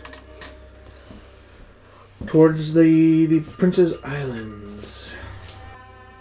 And Abdullah, at some point, lights a stub, the stub of his cigar, the glow briefly illuminating his withered face, and after a moment of silence, he begins to speak. You want to know how I lost this? Yes, I do. Well, it's not just a tale about a missing finger. It is a story of how the mirror saved my sorry hide, back when I had no business living through the night. It was years ago, not far from here, out on the Mamara. I was running cargo, nothing illegal, mind you. Times were tough, and the man's got to eat. I took on a job ferrying crates for some unsavory types. Smugglers with a reputation darker than the waters we were sailing on. They didn't tell me that what was in the crates, and I didn't ask. Turns out, I should have. About halfway through the night, we got boarded. Pirates, or worse. They were after the cargo. I didn't care what happened to the goods. I just wanted to get out alive. But these were men you do not reason with. One of them decided I didn't need all 10 fingers to steer a boat, and made an example of me. They left me for dead, tied to the wheel, bleeding and half mad from the pain. By some miracle, the wind pushed me into the shallows near Galata, and that's where Demir found me. I'd met him a few times before, through mutual, let's just call them business associates. It wasn't supposed to be there, but fate's funny like that. Demir didn't just save me, he patched me up and dragged me to safety. Took me into his home, fed me, made sure I didn't bleed out on his floor. Most people wouldn't have bothered, especially for a lowlife like me, but Demir is not most people. He asked me one question after I woke up. What will you do with this second chance? I didn't have an answer then. I didn't even think I deserved one, but here I am, thanks to him.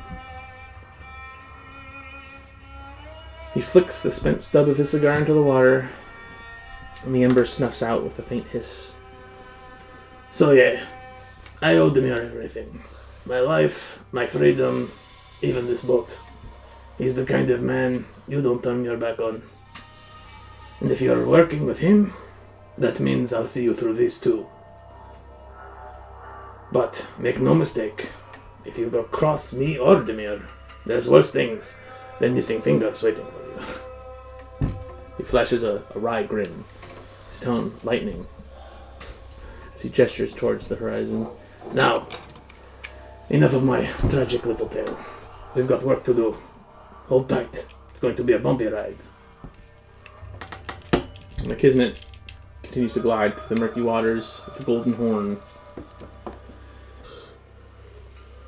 And Marat, this guy on the left here, off this side, he's peering ahead and... Captain, I think we've got something up ahead. Could be debris. Could be a boat. Hard to tell in this light. And the other guy speaks. Probably just your imagination again, Marat. Last time you thought you saw a ghost ship, it was a pile of seaweed. That seaweed looked like sails in the dark. You would have said the same thing if you were paying attention instead of snoring below deck. And the captain speaks up. Marat's got the eyes, Hassan. You've got the muscle. Together, you make one decent sail, if I'm lucky. And then Hassan, grinning. Isn't, Captain, I'm the reason this boat hasn't sunk yet. You should be thanking me every day. Thanking you for eating half the rations, maybe. What was that, little fish?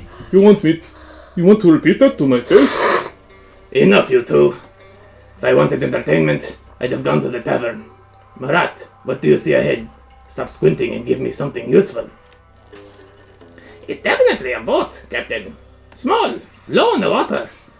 Looks like it's tied up near the shore. Could be nothing, but... Could be trouble. Keep your eyes open, Marat. If anything jumps out, you're staying behind me. Fine by me, big guy. You're like a walking shield, anyway. Hassan, stop puffing your chest. Murat, stay sharp. If it's trouble, we deal with it. If it's not, we keep moving. Simple as that. Simple enough for me. Let's see if anyone out there is dumb enough to mess with the Kismet. Let's hope no one tries. Last time, I'm pretty sure I lost a year of my life. And yet, here you are, Murat. Don't worry. I've got enough luck for all of us. Just keep your heads down and your wits about you. We're not out of this yet. The trio settles to a tense but familiar rhythm. So, as you get closer to the uninhabited islands, I think... do I have a map for this? So we don't know where she's at. On what island? Or, right? What? Right, because the Frenchman told us he was on the 10th island, and then Yes. and then Nine Fingers Abdullah said there is no 10th island. Yes, okay. Yeah. So, you don't think the Frenchman sent us on a wild goose chase? Or, I don't think. Well, something's going on down here. okay, well, definitely from the way that he talks, that it's Yeah. very nefarious. From the boat, it's hard to notice really anything. Some of the islands are bigger than others, there are varying sizes, but there is one thing in particular that stands out to you. There's like this steamer parked up, moored next to one of the islands. It's a really small island too. Oh. That just seems to, it looks like it just has a tower on it. So the island looms out of the dark waters. A bleak and desolate hillock rising against the night sky. Its rocky shoreline is jagged and uninviting. The sparse vegetation, little more than patches of scrub and tufts of stubborn grass, cling to the slopes. There is a faint goat path that winds up the hill. It's dotted with a few ragged goats that shuffle lazily, their bleats echoing eerily over the quiet sea. And there's like a short stone wall either side of this goat path. And at the edge of the shore, you see three small, very specific kind of boat that they use in Constantinople. And it's called a kaik. A kaik. There's three kaiks pulled up onto the rocky beach. And the boats are battered and weathered. Their hulls darkened. Nets and ropes spill from them haphazardly. Halfway up the hill stands a crumbling wall of ancient stone. Its once proud structure reduced to a decaying barrier that barely serves as a windbreak. Behind it, the island's sole building commands a view of the surrounding waters. It's a decaying stone tower. Its age is impossible to determine, but it's clearly old. Its walls cracked and weathered by centuries of exposure to salt and wind. What might have once been a sturdy lookout tower now leans slightly, its mortar crumbling and stones dark with moss and grime. The tower rises 2 levels. Its upper floor is just barely visible through a gap where part of the wall has fallen away. And you notice some sort of golden structure glimmering at the top of the tower. Something that looks some like kind of reminiscent of a birdcage, from what you can tell. Below, the activity of the cultists become apparent.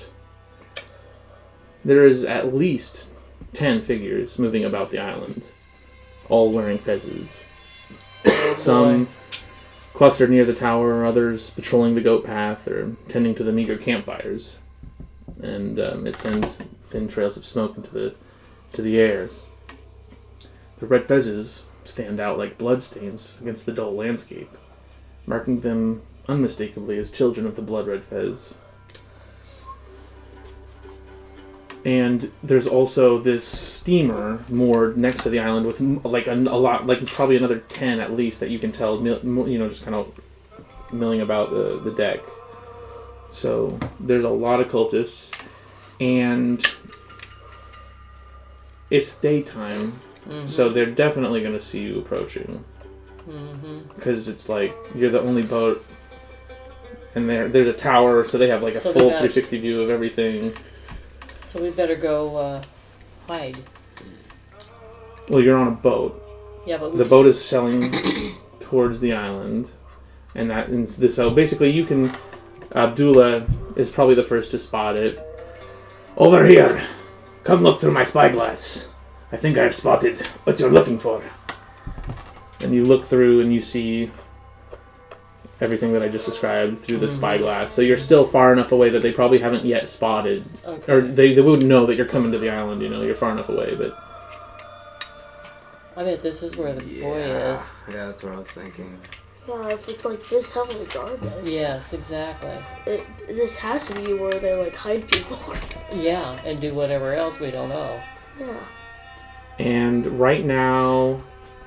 And there's 8 of us and 20 plus more of them. Yeah, I don't think it's a good idea to do anything right now. So... but maybe once we get the translations from Demir, we can have... So the ship blows up and you all die. No. So, God, what was I doing? Okay. Timelines here. I gotta see what time it is. Yeah, oh good. Because you arrived in Constantinople. Okay. Oh, so here's the thing. The letter said 24 hours from the moment that they gave him the letter. So you don't have 24 hours. I just remembered, but it's still fine. So it's like at midnight is when you're gonna meet, and you got into Constantinople at about 11 a.m. on Saturday, and this is meeting Sunday. No, well it would technically be Sunday, yes, Okay. I guess. Okay. But so now it's about it's like 4 or 5 in the afternoon. Okay. So the sun is still out. Yeah. So you're still. You'd be very visible to try and approach.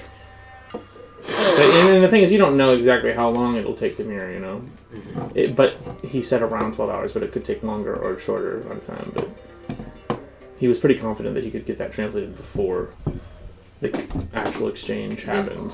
Maybe we need to ask the captain and let him know that maybe this boy is on this island and he could maybe help us. Or do we've had eyes on and now we just turn around and go back? I don't think that's a bad idea. You think? We could come back at a time whenever they won't see us. Yeah, I don't think it's a good time to engage them right now. And the captain knows about Bartless. Demir would have told him. So right, yeah, exactly. The reason he knows why you're doing this. But does he know everything about the children of the No, he doesn't know anything really about the cult, but he knows Demir's son's been kidnapped. That's all I need to know. Yeah. I'm here. Yeah. Should we tell him about the details and fill him in? You could fill him in. That's what I was thinking. Yeah. That's a very good idea to do that. Just so everyone's on the same page. Yes. So that he realizes just how serious this is. I mean, he's not just this is not a frivolous thing to even the score for Demir saving his life. This is not just about the little boy, but it's about unspeakable things. So yeah, you tell him, and he finds it hard to believe, but if you're Demir's friends, I trust you. Yeah, I'm not making this up, Captain. So he turns the ship around and heads back to where you initially got on. We'll be waiting here for when you want to head out. So we should go update Demir about what we saw and see what he found so far. Alright. So, yeah, you go back to Demir's home, So, what have you learned? We have a lot of new info and a lot of new guns. Well, that's good to hear. Any leads on where they're keeping Barlas? We so. think we know. Where they're keeping Barlas? Yeah, on one of the islands. We saw the Princess island Islands. Yeah, with all the fezzes. and also, why else would it be so heavily guarded? Yes, it definitely sounds like the place. Have you heard anything about this? I was not aware of where the cult was. But I have made good progress on the translations. What can you tell us?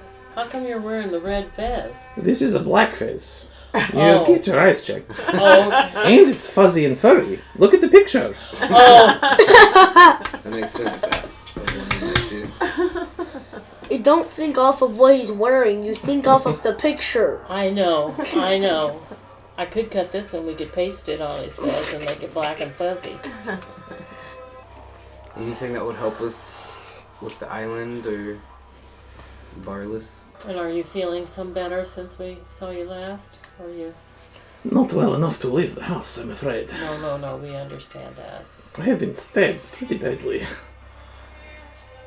I Looks think they like sewed my stomach back together. Oh my. The book lies open on a nearby table, its pages strewn with hurried notes and translations. And he turns to you. What I have read in the Whispering Fez, especially in the untranslatable section, has left me deeply disturbed. We are in far greater danger than I first imagined. I agree with that. And he hands you the translated pages. The hieroglyphs, they reveal the true nature of the Fez's power. What we're dealing with is far beyond anything I feared. The Blood Red Fez is a key, a tool, a weapon in the ritual it describes. It is catastrophic. The hieroglyphs make it clear. It is not about a prince, not in the way we think of one. Whoever wears the fez and performs the ritual becomes a prince of unimaginable power. They'll open a door, and through it will come something beyond evil. I will let you read. The text calls it the father of sorcerers. But in the mythos... Well, first I want all of you who have Cthulhu Mythos skills, roll me a check. Kyle, when you hear the name Father of Sorcerers, you recognize it and you know the true name is Yog Sothoth. Or Yog... Yeah. Sothoth. Yog Sothoth. And what does that mean to me? The text calls it the Father of Sorcerers, but in the mythos, it is known as Yog Sothoth. This is not a being we can fight with swords or guns. Its presence alone would warp reality, destroy minds, and consume everything we know. But the hieroglyphs also give us a way to stop it, to destroy the Fez, completely and utterly. Someone must wear another Fez and challenge the current master in a battle of wills. It is the only way to sever the connection and destroy the artifact. Who was the most idea? I know this sounds impossible. The Fez is dangerous to even touch, and the thought of putting it on.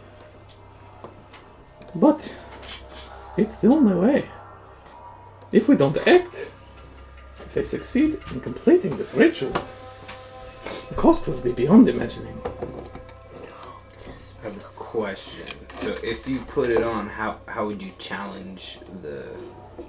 It is detailed Okay. in the pages. fight, or would it just be like You must mental? enact the challenge of your wills. mind. Okay. It's your mind has to be stronger than the You will person's. cast a spell of the fez. It's mind will, or well, mind power, I think. Because that's like when we were on the train before, like the one Mencalf or whatever, he was like controlling the other people that were wearing fezzes on the That train makes sense. because he was the most powerful mind there. Yeah. So with Mencalf dead, it would be Nisra, right? I don't know if Nisra's been wearing a fez Yeah. because I was questioning that too, but in the letter, because in her letter she says that she can't wait to feel its energy. I thought about that, but then I thought about you using the fezzes and then But remember, like Could we They don't get- have making the minions actual- or whatever. Mhm. But They don't have the that, actual that type of whoever's fezzes. in charge, that fez is going to consume that person. Right. Like, Well, and then you have to also have greater willpower than the person you're controlling. and then the fez is yours and forever, right? Like, it's not coming off your head. Yeah, it cannot be removed through any other means other than destruction of the fez. Okay. Because that's the thing, you have the destroy fez spell, But it destroys which is the person, ultimate too. blasphemy, but that's, you know. Oh. So yeah, it seems like the only way to have it removed is to die. Yeah, that's what it 'Cause- seems to me. That you Yeah. have to somebody's going to decide to sacrifice themselves.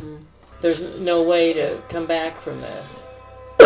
Is that correct? that's known. That's known, yeah. Okay, I'll be the sacrificial lamb. No. Well, only the people who've read the book can perform the spells anyways. So she's off the table. So just these three. I could do it also. I don't mind, but I'm trying to think what would be the best idea. So we would put the fez, or give the fez to Nisra, and then I would put it on and try to challenge. You guys are... Okay, well first off, you guys are getting way ahead of yourselves here.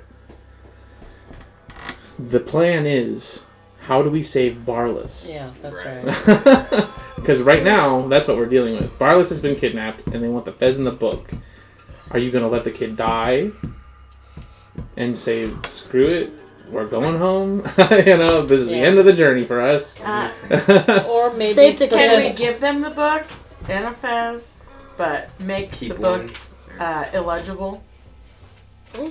Hmm. Well, what's that Or, mean? I mean, we have all the knowledge from it. We could just, What do you mean? like, copy it down, you know? I mean, like, dump ink all over it so they can't read it. Make a copy. Yeah. Yeah, I mean, We already have We the could- translation. Yeah, we could copy I mean- what we have. you could spend... It would take you the rest of the time you have left, but you could make a copy of the book. Perhaps And then let them have omit key details so that they can't use it. Like we can scratch out stuff in the book, or maybe. No, I mean, if you're making a perfect copy, how do they know what was Right, originally right, right. written in the book? Right. But wouldn't that take art, you said? Or... maybe he would volunteer. The guy who hasn't read the spell book Oh, and therefore has no Doesn't knowledge know of how to anything. use the spells. okay. That's right. The thing is, at this point, there's not enough time To get everybody up to to speed. have some new person Yeah, Mhm. yeah. learn Okay. how to use the fez. So I guess what we have to do now is decide whether we're going back to the island or if we're going to just wait it out until midnight. Right, so yeah, you now know where they're coming from Okay, now I feel like. and what Don't time. that's what I'm planning. Going back to the island. That's what I think. I feel like if the plan is just to give them the fez and like let them have it, I feel like we should meet at the dock. So I they're not agree. suspicious, I think. Okay. And we are going to the docks. Regardless of whether you three go, you four go, I will go and get Barlas back myself if I have to. That sounds like a plan. But what? So, And Professor Demir may end up being the sacrificial lamb too. We don't know. Yeah. Till we could get- be- Well, he's gonna be home Oh. because he can't leave his Oh, house that's because right. he's got a Yeah, stab wound. That's right. That's right. So Gosh, can I give him some medicine? First aid? I mean, I don't know how bad he no, is. Okay. it's not gonna change his condition Okay. immediately. Right. We could take all 4 fezzes, let people put them on, and then we could annihilate them after they put the fezzes on. Because we know that'll work. Yeah. But would they have to? Well, but would they have a good power? I don't know. There's always a trick to everything that we plan, except for the surprise attack that I did. I like copying your idea of surprise attacks. Yeah, I really just don't know what would be Okay. the smart decision. But I think meeting at the dock is Okay. probably the smartest idea. Okay. They probably are gonna keep the child though, no matter what. Well, see, my question. I mean, I've had this ever since I read the letter. Well, maybe we could get these guys to back us up at the dock. I have a feeling Yeah, the that Sabres. they're actually not gonna give back the kid. Bingo. That's exactly what I was getting ready to say. Just because we give them the fez in the book doesn't mean they're going I to... mean, that's literally what Yeah. Professor Demir said to you Yeah, from the start. Yeah. They will not give us Barlos back Yeah. yeah, if we give them a fez in the book. yeah. So that, yeah. So you already know that. So I feel like that the best thing to do, if we ever get more people, gun violence. I think. Let me think.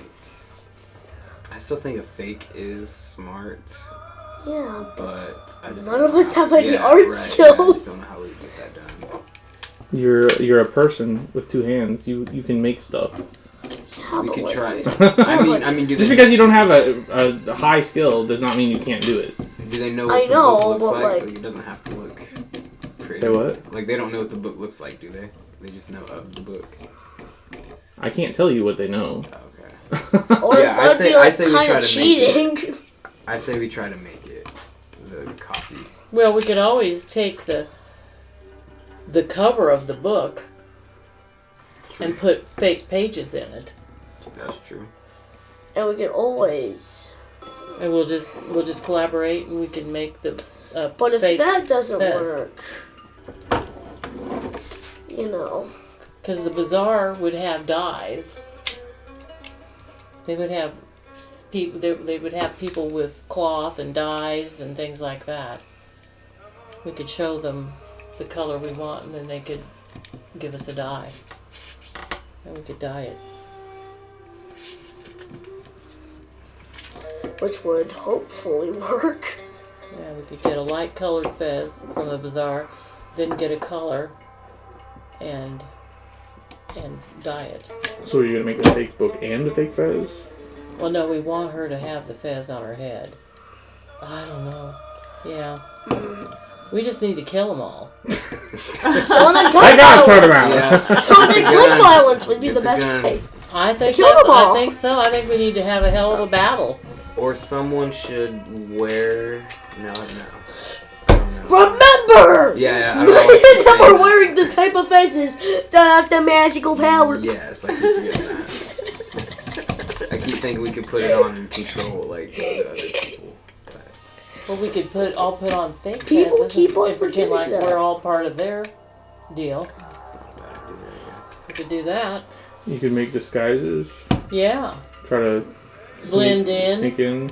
Blend in. And then kill them all. Yeah, exactly. It's the smartest but dumbest plan. You can't kill them all if you're dead, Victor. I You know. gotta get close enough to shoot them first. I know, but it's like... No, you don't. You don't know because you just want to shoot everyone. Guns blazing. That's what I say. I know, Annihilate. You can't shoot what you can't see, Victor. I know, but like... Okay. Have we got a plan then? I don't know, do we? Oh, man. Yeah, Oh, we've got a few Yeah, plans, we it sounds do. like. We do. Yeah. Disguise plan. We've got plan B over here. Now Okay. we gotta figure out plan A. Plan Okay. A. Gun violence. I'm just joking. No, not gun violence. Crap. So we go to the dock disguised. Yeah, and if that doesn't work, Are you in? you know. And would we go earlier? Or because they're going to be waiting for us I think we should. at midnight, so we would have to go sneak into their ranks before then. Right. Otherwise, they'll know something's up. Right. We probably won't stick around very long. Is there a way we can get there early to make sure Barless is even there? I mean, you could go there anytime. Right. So yes. I'd say we get there a little early and scope it out. But first, you'll have to put together some costumes. Yeah. Because there's a good chance that Barless is already dead. You do know Yeah, that. yeah, and if not, he probably is gonna die no matter what. Unless. Well, with you in charge, it's a guarantee. We're gonna do it. You get hit in the crossfire. Okay. So we're gonna. Okay, so we're making disguises. Yes. All right, so you guys are gonna need to give me an intelligence check, I guess, to see if you can remember what exactly they're wearing, like what you would need to pass as an actual cultist. Ho I ho! got 77. I got 21. I got 45. Oh, do you have 50? No, I have 90. Oh, you have. Mine's 70, and I've got 90. Well, enough of you have passed, but you're able to recollect. Okay. Yeah, you're able to remember Okay, I'm good. what all the cultists have been wearing each time you encounter them, and you think you could definitely find some stuff if you went back to the bazaar. I think Put the together bazaar is disguises for all of I you. think that's a good idea. I think the bazaar is gonna have everything we need. So yeah, you go on a shopping spree at the bazaar again. Gonna have to use your money this time. Okay. Yeah. Yes. I wish And everybody I have was here. sleight of hand. Could I steal some fezzes? You could try, yeah, if you wanted to. Okay. Do that to save money. Roll. Alright. Yeah. Yeah, you did. You're really it. good. I passed. Huh? Yeah, you just Well, the guards aren't successfully really that good. steal some That's their fezzes. job. Okay. So now all that's left is just some like ragged clothes, you know, which you don't even really need to buy. You could probably find something, Or just tear some clothes off. or just make yourself look dirtier, you know, because they all have they all look Ragged. pretty ragged. Yeah, And dirty. they're not, except for the ones that were like on the Orient, you know. What color fezzes did you get? You got basic red fezzes. Basic red, but not blood red. So we need to find. They don't make blood red fezzes. You have to. So we need Clearly. to find a dye that can. So yeah, I mean, yeah, you could We find. need to find a dye that's really close. You can Yeah. find. Give me a spot hidden. See if you can spot Everybody? anyone looking for dye. I passed. I passed. 10 and a 9. I passed. Woohoo! Oh, no, I didn't. That's a 90, not a 60. Okay. No. I didn't pass. Okay, so and then where's my spot hidden? Spot You hidden. don't I know failed. Yeah, you spot some blood red looking dye at one of the vendors.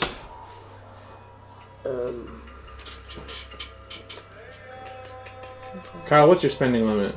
My spending limit is. My spending level is Level. 50. 50. Dang, you're wealthy Yeah. too. Yeah, me and Grandma have. Yeah. Yeah. So yeah, you're able to afford everything, no So problem. So we've got everything that we need. And then I'm going to wear a long tattered skirt with 2 pockets. Two Guns. hidden guns in there. Yeah. All right, Okay. Got that. and give me. I want you to each now give me another spot hidden roll.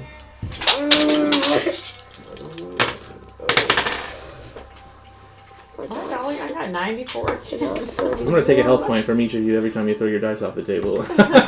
Okay, I passed. Dang it, I was so close! 46.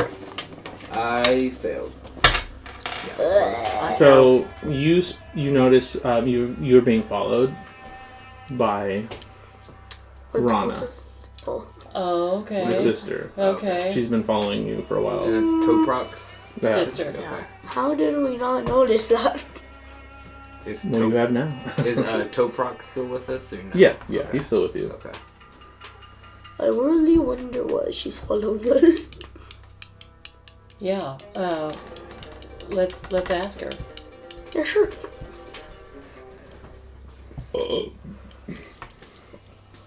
Maybe her dad has.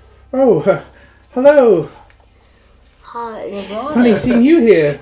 Well, yes, Rana. What can we do for you? Why are you following us? I know what you're thinking. I'll just get in the way. But I'm not a child, Oh, she. and I've seen enough to know what we're up against. You think I'd just sit at home and wait? Paulus is my brother too, and I'm not going to let you face this alone. Well, we're not facing this alone. We also have your brother. And yeah, Toprak. Go home. Well, we do need help. Go home, We do. Rana. We do need help. Could you help us dye the pheasants? I may not be as strong as Toprak or as experienced as you, but I know my brother better than anyone. If he's in danger, I'll do whatever it takes to get him back. And, yes, actually, I do have some arts and crafting skills. Mostly in Good. writing, though. In writing?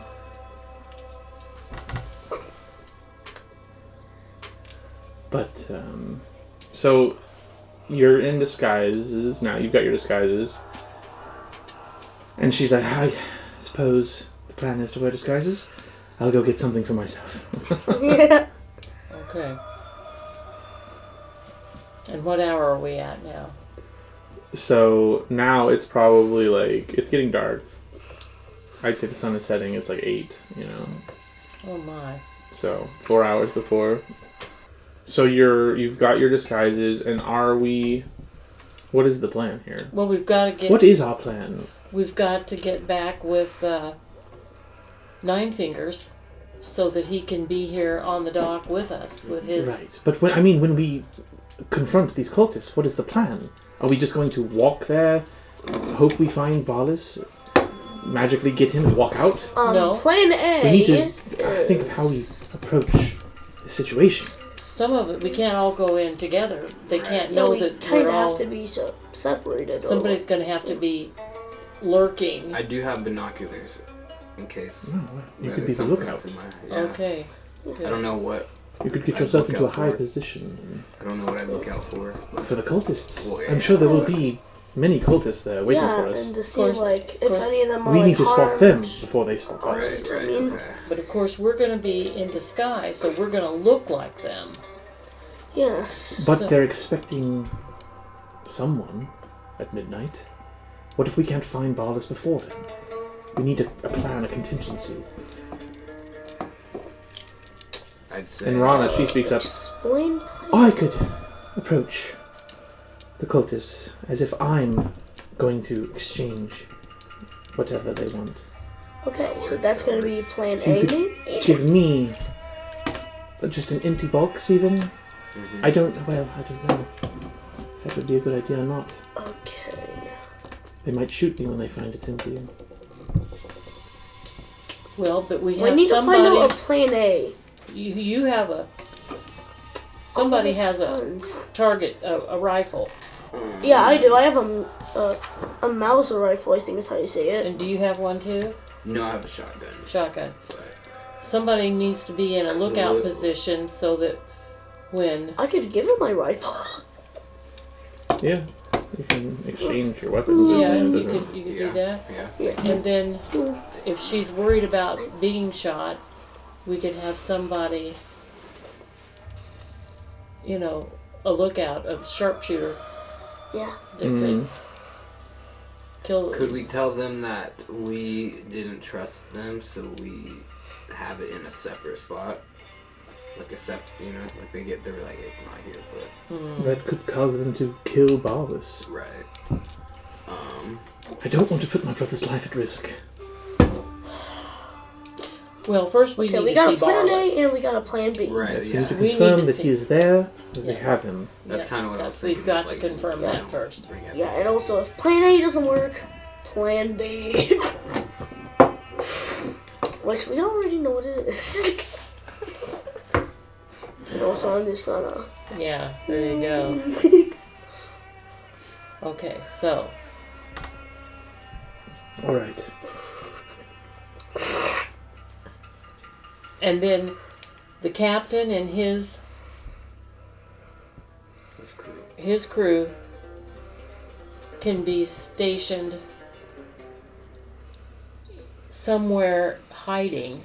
Yeah, it would just be nice if they were present in case we needed it. Extra. Yes, that's right. Oh. Well, because what's his job if not? You know, he's supposed to be here to get this boy back. And maybe we should have another conversation with him.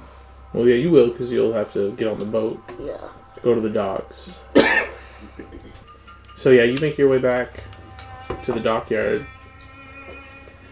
where the Kismet is moored, and you meet Nine-Fingered Abdullah and his crew.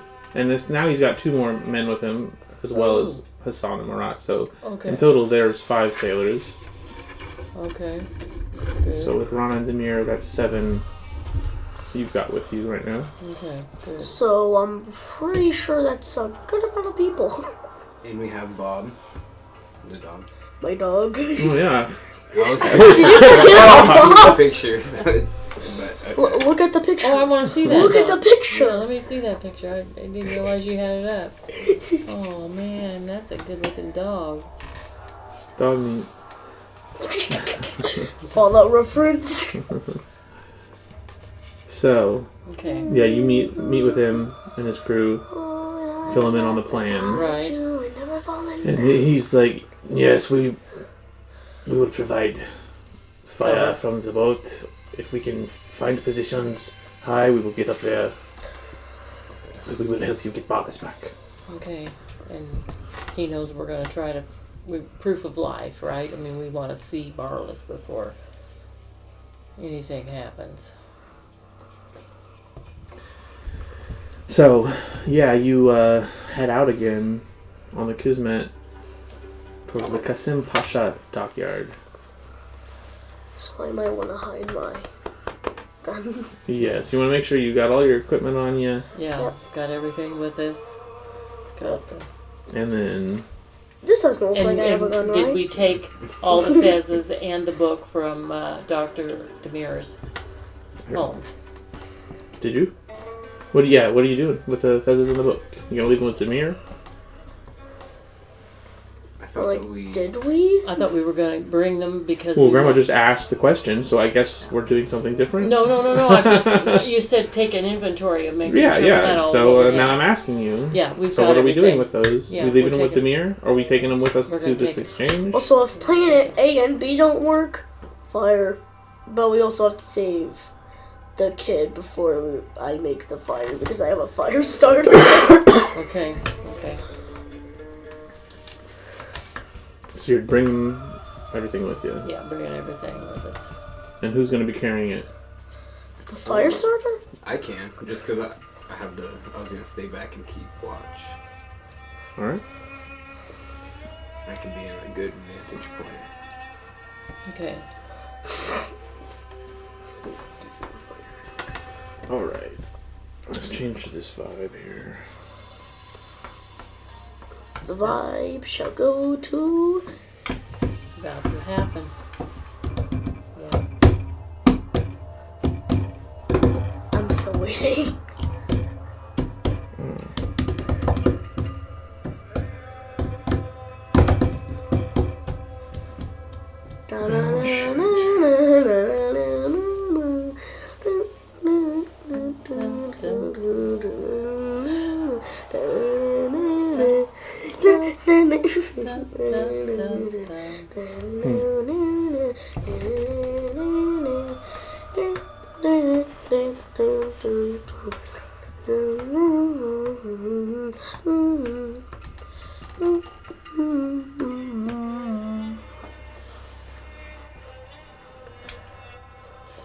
So, Rana is going to go up first.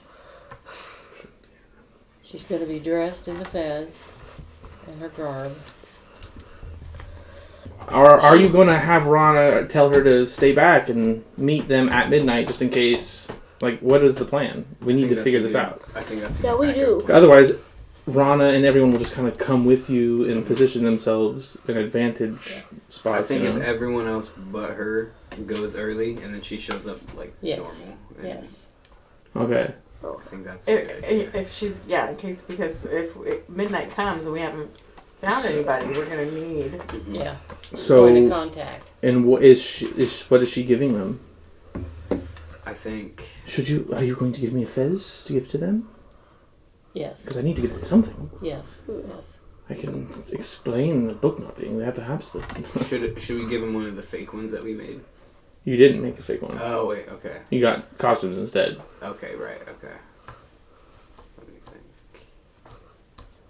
I think just give a real one, but no book. So they can't. Like, act like that you forgot to bring. Wait, no, that would probably risk the kid's life. We could make up, say someone stole it. Well, we're trying to or get that We there's- never had it. Yeah. Yeah. Yeah.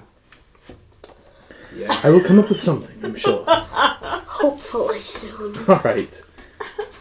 Because So- I never knew that Professor Demir had the book, right? They just They said, assumed. They just give us the thought. book. They assumed that, unless there Well, was. they sent him the ransom letter. But maybe they just thought he could get the book. But I can't tell you what they know. Right. You have to assume. Okay. So, the air grows heavier. But what happened to the guy that was writing about everything that he was doing on the train or everything he was doing in his life? Huh? Didn't you say there was the reporter that was writing about that guy? Bentley Burnham was the reporter. I'm pretty sure that he's. I'm just trying to think of. Or who are you else- talking about who Abigail, else was on the woman? train There was a that- woman reporter Oh. that maybe. who was all about the Armenian question.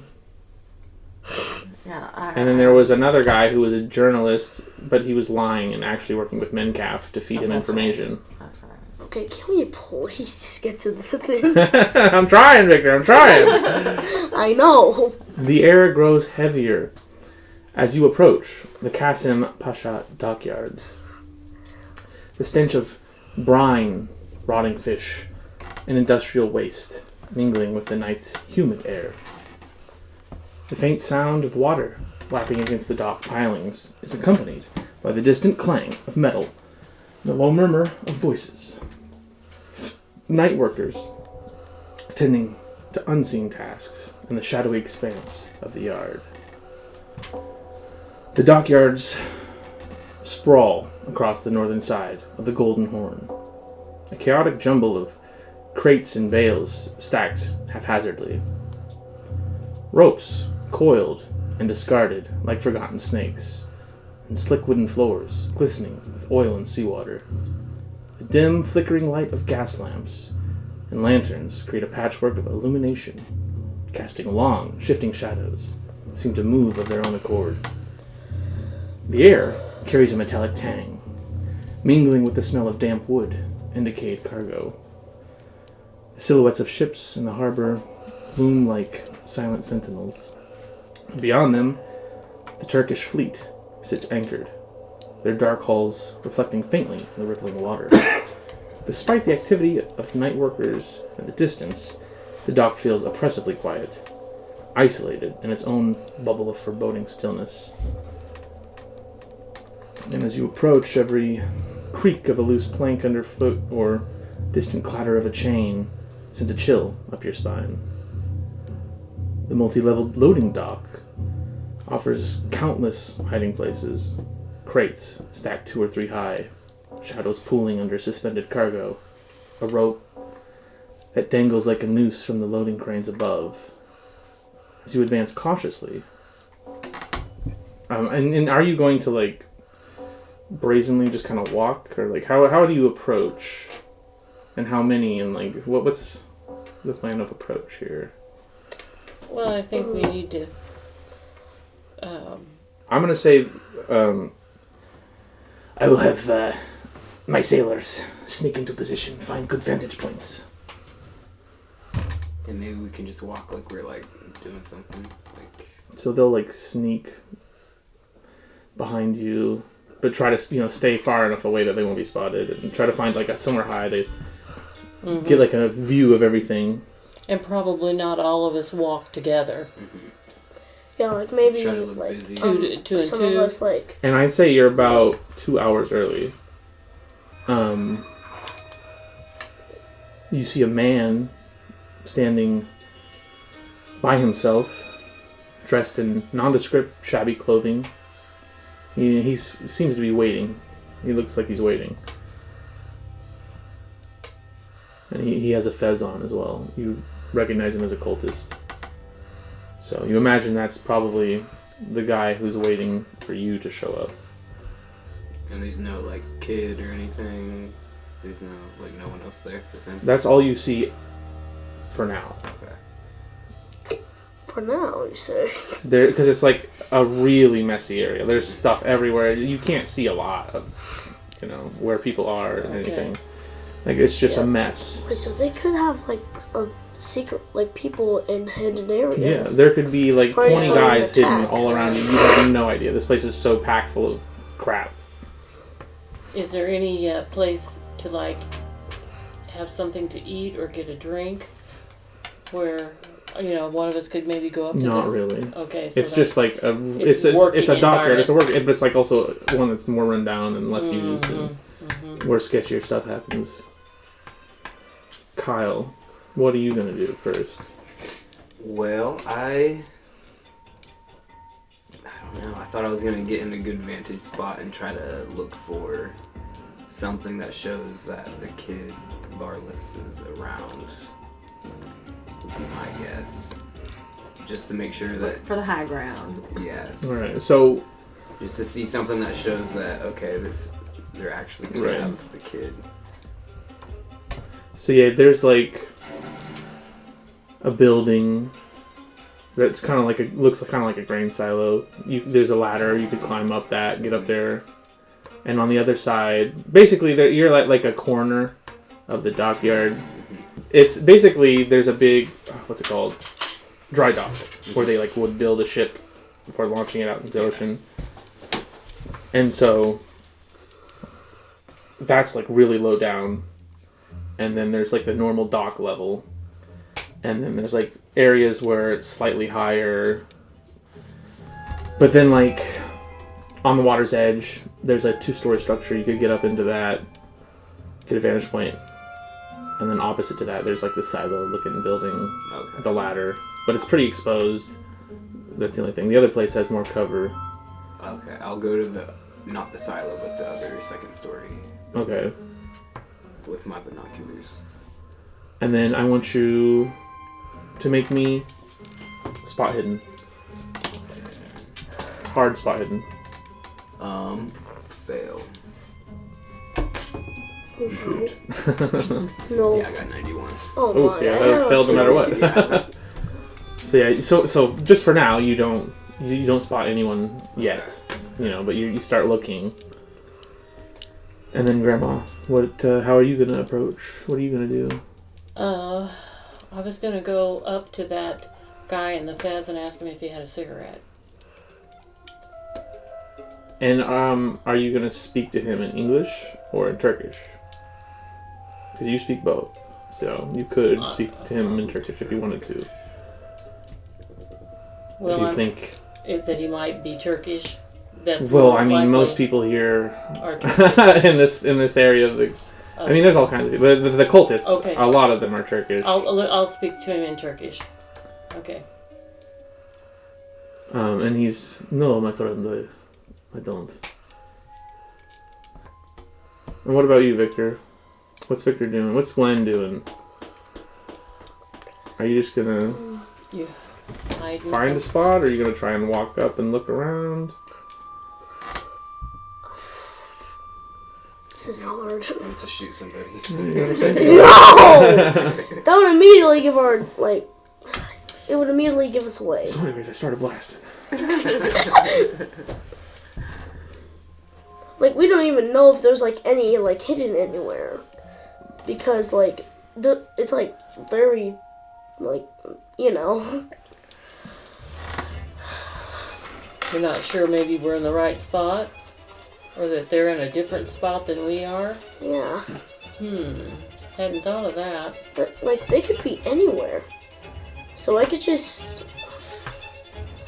try to play along and act like I know what's happening.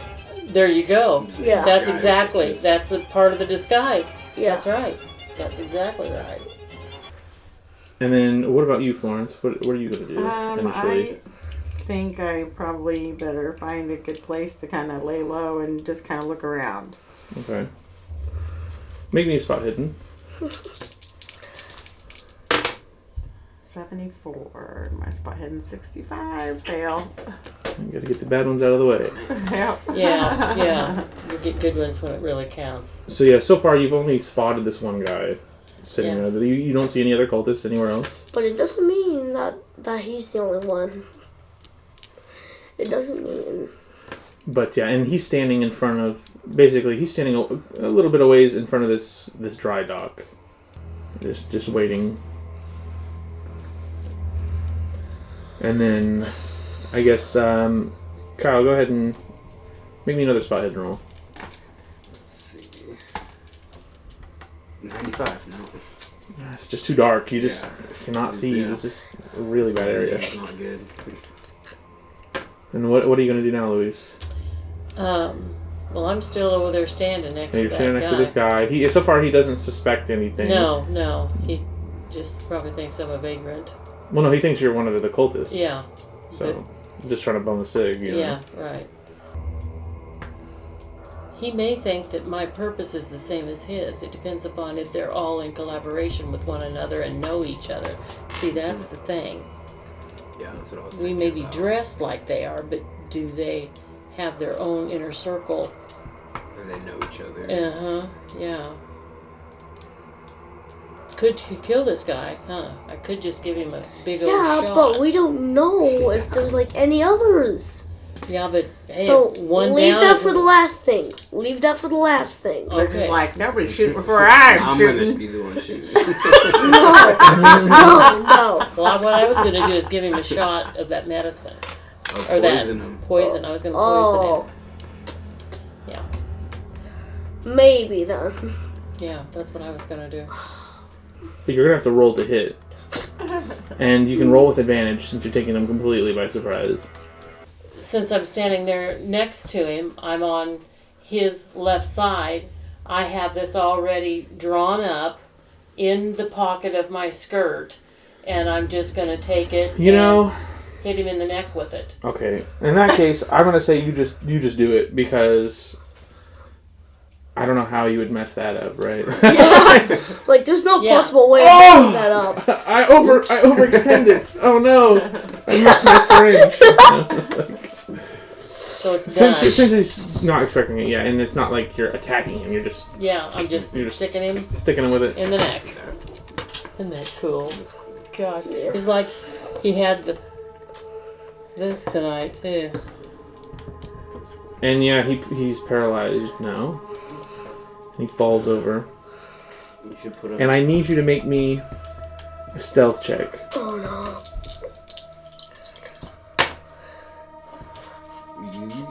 009. Yeah. It's a 9. And yeah, you get away with it. As this dude falls to the ground, he lands on like a pile of ropes, so it doesn't make a whole lot of sound Okay. when he falls over. And he's completely paralyzed. Nice. I'm gonna drag him into the dark recesses of the whatever is Okay. around me to take him to, So and I'll put the ropes on top. you just kind of of him. stash him I'm gonna stash him and put ropes on top of him. and The hide him. fact that you I- literally have so much props. Isn't it cool? Yes, I've been but collecting very them for years. unexpected. Have you been preparing for this? Yeah, actually. Oh, Part of my 8-year-long plan to get everyone to roleplay with me. well, I love this. So yeah, you see Luis stab this guy in the neck with her syringe and drag his body out into the darkness. You can look for stuff. Look for the cultists that are hiding, potentially. Look for Barless. Put yourself into a position where you have cover just in case a fight starts out. I'm going to look for any other cultist. So that would be a spot. That was a wet one. So that Jesus. This keeps coming. So a spot hidden roll. Yeah. 63 or either 93. No, I don't know. 63. Okay. 63 in my spot hit. Well, yeah, I didn't make it. So, Florence, you're still just gonna... You're hidden away right now. Yeah. Safely. Away from any prying eyes.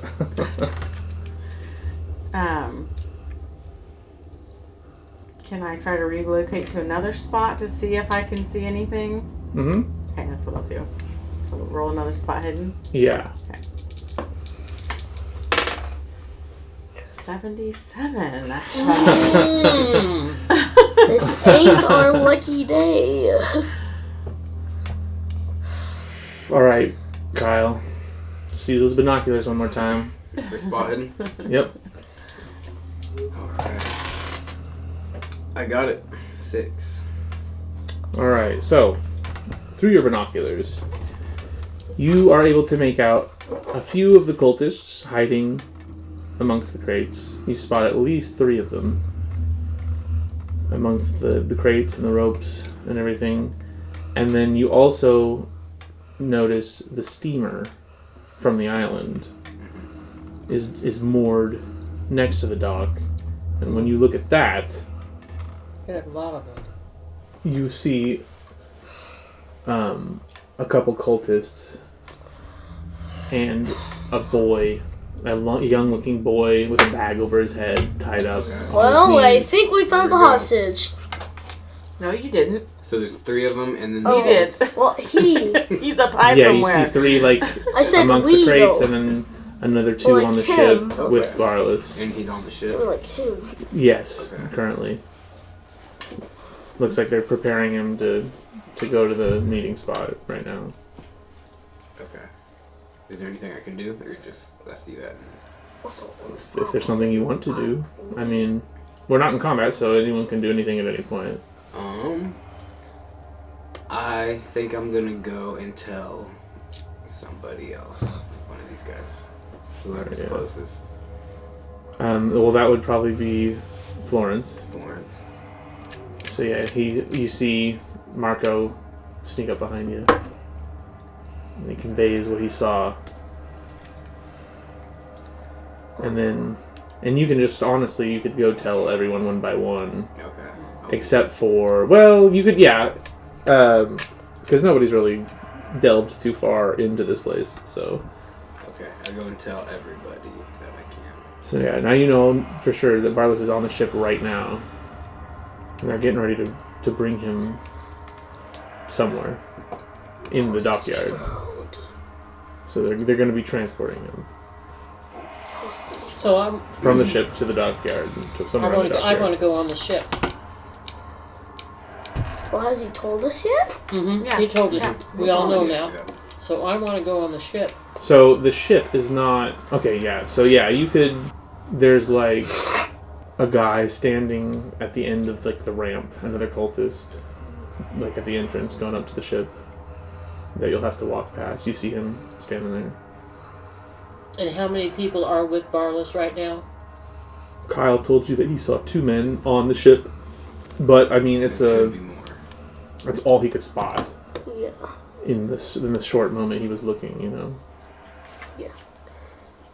But he also had spotted 3 more hiding amongst the crates, and you Kyle specifically, you see them kind of gathered around the dry dock, like where they're at seems to if like the triangulation, it's like they seem to be surrounding this dry dock. Mm-hmm. And yeah, and so you see the guy Well, there's not. next to the ramp. I can't get them all with a needle. I feel like that we should head to plan B, but also maybe not. You've used half of all of your hemlock. You can only hit one other person because you only bought the one vial. Mm-hmm. So I'd say there's enough in there to actually Do one paralyze. Because he went down instantly, so you give him a big dose. Mm-hmm. I would say use it on the guy at the ramp so that you could get onto the boat. Well, she's disguised. Well, I mean, Oh, yeah, but we right, don't really yeah. know That's how If he's they'll- going to take That's somebody what he doesn't recognize, even if she looks like a cultist. Yeah. Well, and if I get him at the ramp, the two next to Barless are going to see him fall. Then I'm done. Or hear him if he falls in the water. Mm-hmm. Because he's like right next to the edge of the thing. So we really need to think this out, don't we? Mm-hmm. I emphasize that for a reason. It's not an easy, simple...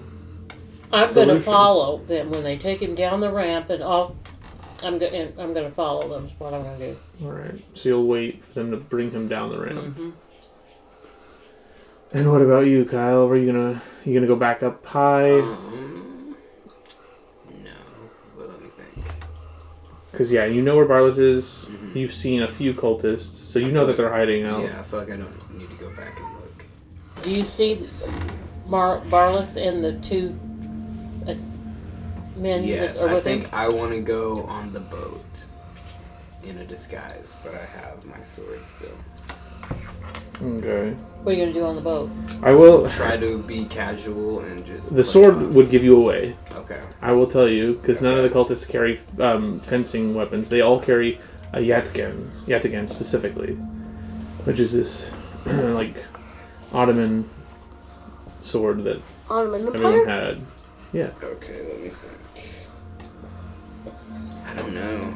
See- Oh, so you could take the sword from the guy she knocked out, because he had one, Okay, yeah. I'll do instead that. of I'll do and, that. Yeah, and of swap it course out. he did. Oh, Yeah, excellent idea. Yeah, I will do that. Yeah. And just, have that be my sword. Okay. But I think a dagger would also work. The dagger that I have is the one from Mencalf. Mencalf. So I'm already partly in the clear. Well, but they're not all carrying daggers.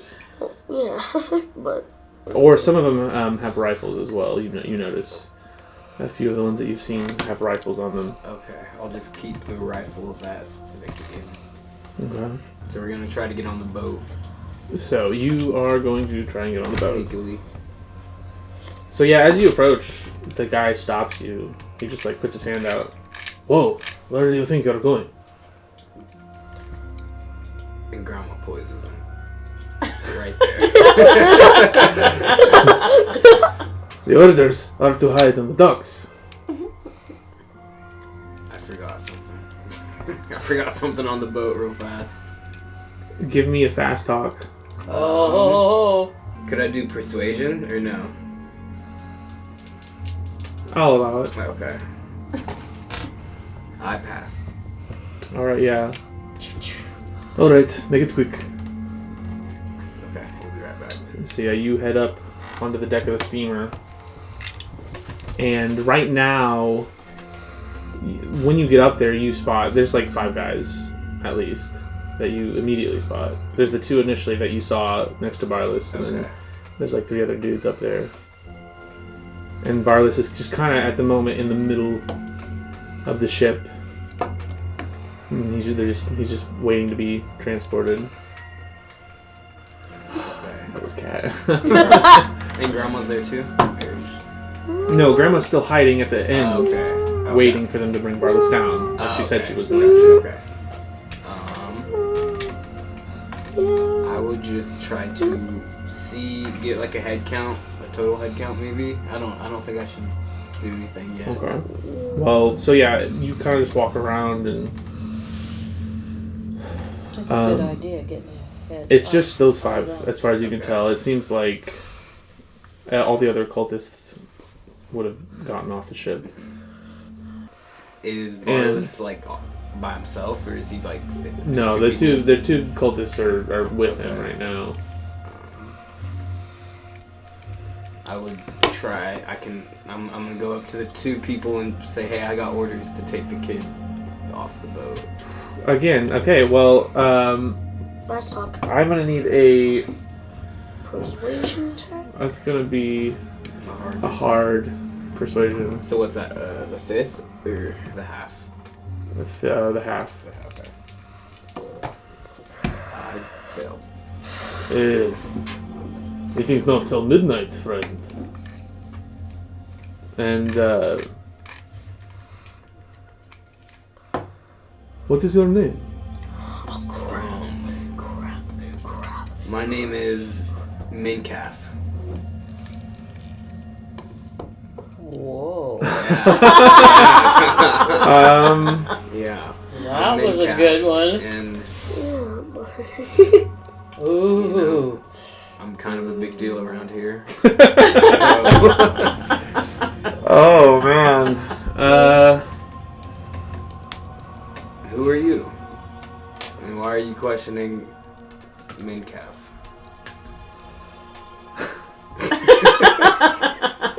Just so you know, Hadn't anticipated this.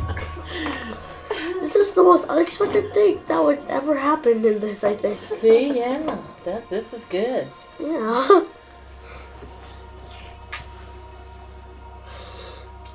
And I'm using my intimidate with that one.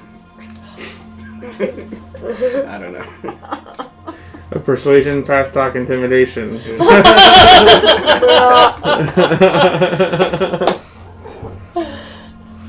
oh my gosh. I didn't mean to make it tricky. But And they laugh at you in your face. But really, what is your name? I'm Marco Ricci, and I'm new around here, but that's just what Give they me told another persuasion roll.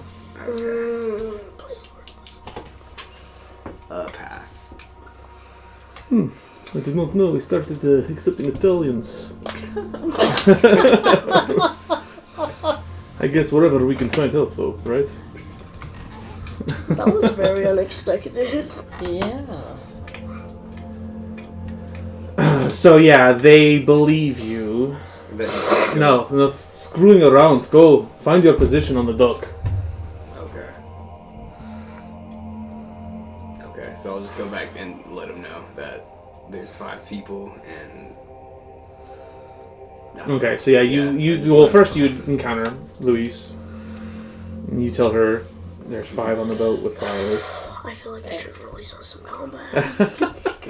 And then when they That bring is him really down, good. the ram, you're gonna get those 2, and I'm gonna grab Barless.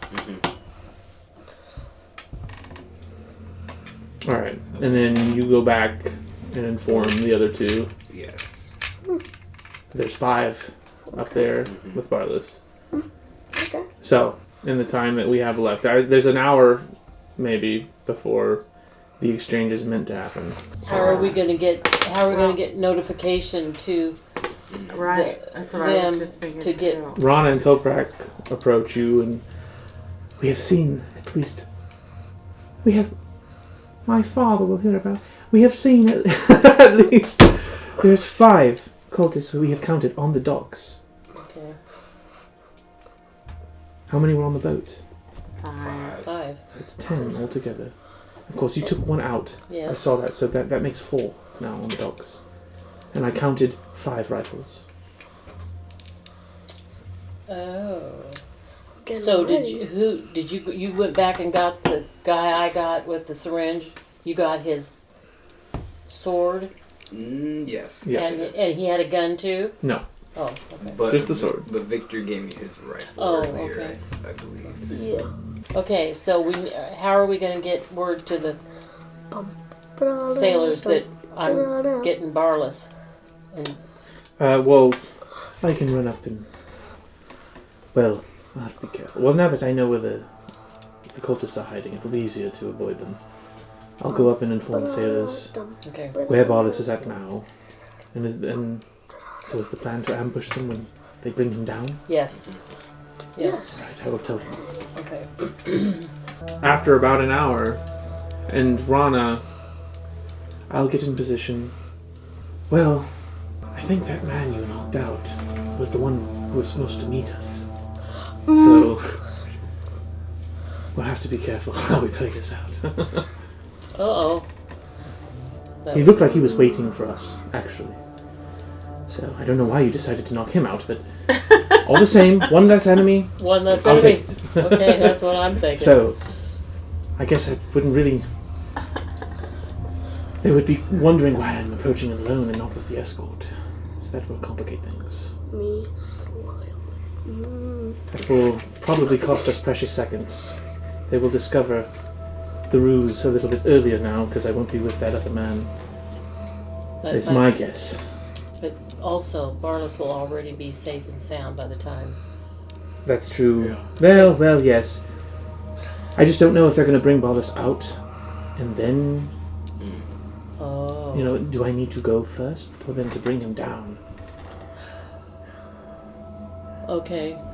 That makes sense. And so I'll wait near where that man was standing waiting for us, and if it comes down to it, I can approach at midnight like I'm here for the exchange. Okay. So Alright. she goes and hides herself, and after about an hour, the rest of the men come down from the boat, escorting Barlis. There's one either side of Barlis. The other three disperse themselves. They go down, actually, ahead of them into the dry dock. And they some of them go and they hide on the sides, and one stands right in the middle. And then there are these two guys escorting Barlis, and they start coming past you and Marco. I dive. I grab him. We go down low and then jump off the ramp into the water. Okay, The so you're kid going to swim? tackle Barlis into the water. Yes. Barlis has a bag over his head, Yes, I know. and he his hands are tied behind his does. back. I know. Okay. That's not a good idea. Would he even be able to? All right. No, even if he's able to swim, he probably wouldn't even be able to swim. Yeah, but we got one of the sailors right there. We do. Right. The sailors are nowhere nearby. I will tell you that. They're all up high, positioned with their rifles at vantage points. Yeah, but we were supposed to tell them what the plan was, that I was going to Yeah. ambush him and... You Okay, can't do this now that we've started. okay, alright. You need to do it when I ask you to tell me the plan. Oh, okay. Because the plan was they're going to sit up there with their rifles and shoot the cultists when everything goes to shit. Oh, that's right. Okay. Well, then I don't have to... Well, I think it's going to be better in the water. Okay. Well, you've already done it. Like, we're not taking that back. Okay. And Take that. Oh my god. I need you to make a strength for me. It's okay. We're going to do it. We're just going to kill everyone anyways. Yeah, true. 56 for strength, and I got 50. Oh, you only got 50? STR, right? Yeah. So you tackle Barlis, but you're not able to tackle him all the way out to the water. To the water. So you're both on the dock, and you're on top of him now. Okay, and I'm talking to him. Barlis, it's okay. We're here to take you back home. Okay, and then you say that to Barlis. And this starts combat. Yes. And, Is it still my turn? well, I'm looking at the turn order here real quick. I'm just waiting. No, you've taken your turn, so that's your Okay. turn done. I'm just Okay. waiting. And then next would be Kyle, because he's the next act. I stab one or both of the two people next to Barlis with my fencing sword. You can only attack one person. Okay, at a well, time. I attack the closest one to me. They fail to dodge out of the way. 2. Do you have a damage bonus? Where would that be at? It's at the bottom. DB damage bonus. -1. So you only do 1 damage because you're so small. Okay, nice. So yeah, you nick them with a quick slice of your. But again, you're used to fencing, so you're not used to this other sword, and it throws you off. And Murat, up in a tower, he's gonna take a shot at one of the cultists. All right, and he hits Ooh, Yes! Shot a in. good sailor and a good shot. They've got pretty powerful rifles. And, Mexicans. okay. So yeah, he shoots and hits one of the cultists holding a rifle. And, he takes a pretty big hit. And blood goes flying out. And he drops his rifle as he takes a shot in the arm, and he can't hold it anymore. And then next, Rana is going to... I guess she's just going to sneak up closer. She's going to try to get closer to Barlas right now, because she doesn't have a gun. And then Glenn, you're up. I'm gonna get Time out to do my. some work. I'm gonna get out my Mesa rifle and reload it. Wait, is it already loaded? Like, was it already loaded whenever I bought it? Let's just assume you loaded it, Victor. Okay. I tried to take a shot at one of the men with a rifle. At one of the men. Okay. 45. Did you make it? Yeah, that's it, for sure. Yes! Woohoo! And then damage would be... You're going to do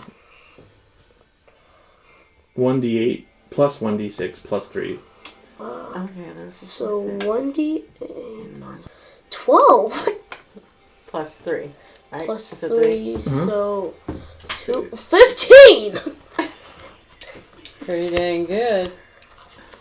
Alright. And which cultist are you aiming at? The one that's closest to... What's her character's name again?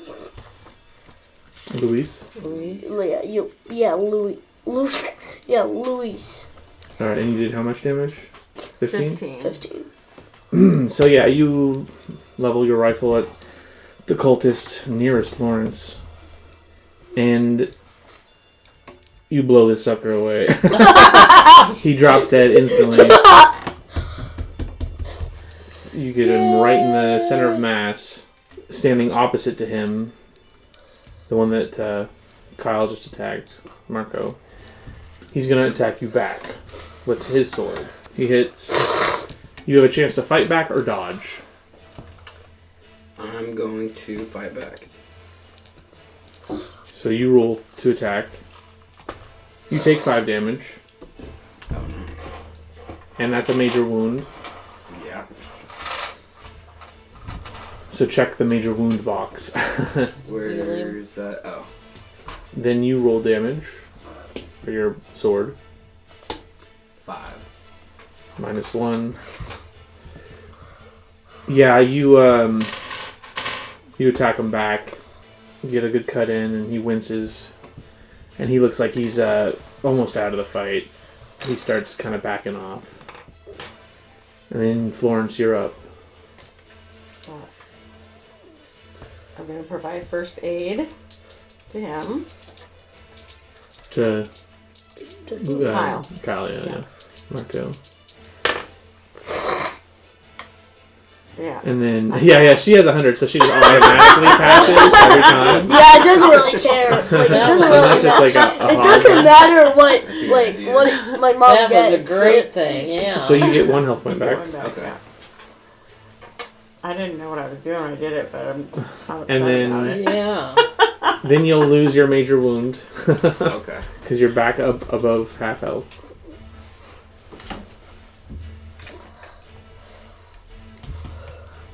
And then another cultist jumps out from behind one of the crates and starts running towards Florence.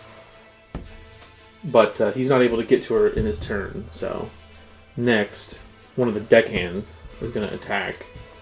He's going to shoot the one running at Florence. And he misses. He's too fast. He's not able to hit him while he's running. So next up, another cultist is going to aim his rifle at Victor. Oh no. Oh no. Is it my turn? No. No. Grandma, there's 20 people in this turn order. So you're going to be waiting a while. Oh, dang. So, I had a plan. you can dodge. 37.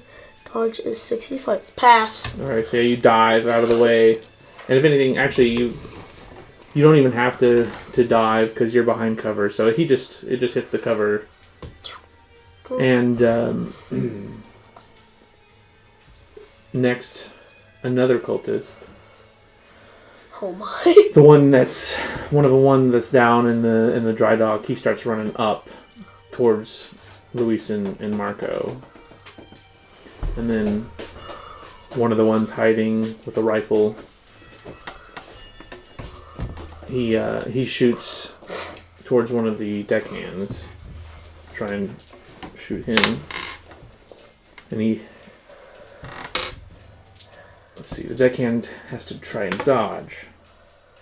Oh my God, the deckhand dodges. The deckhand rolls out of the way just in time and the bullet misses him. And then another cultist, there's a lot. He comes up from the dry dock. He was about halfway down when you started the fight. And he's going to try and attack Louise. While she's on top of Barlos. 98.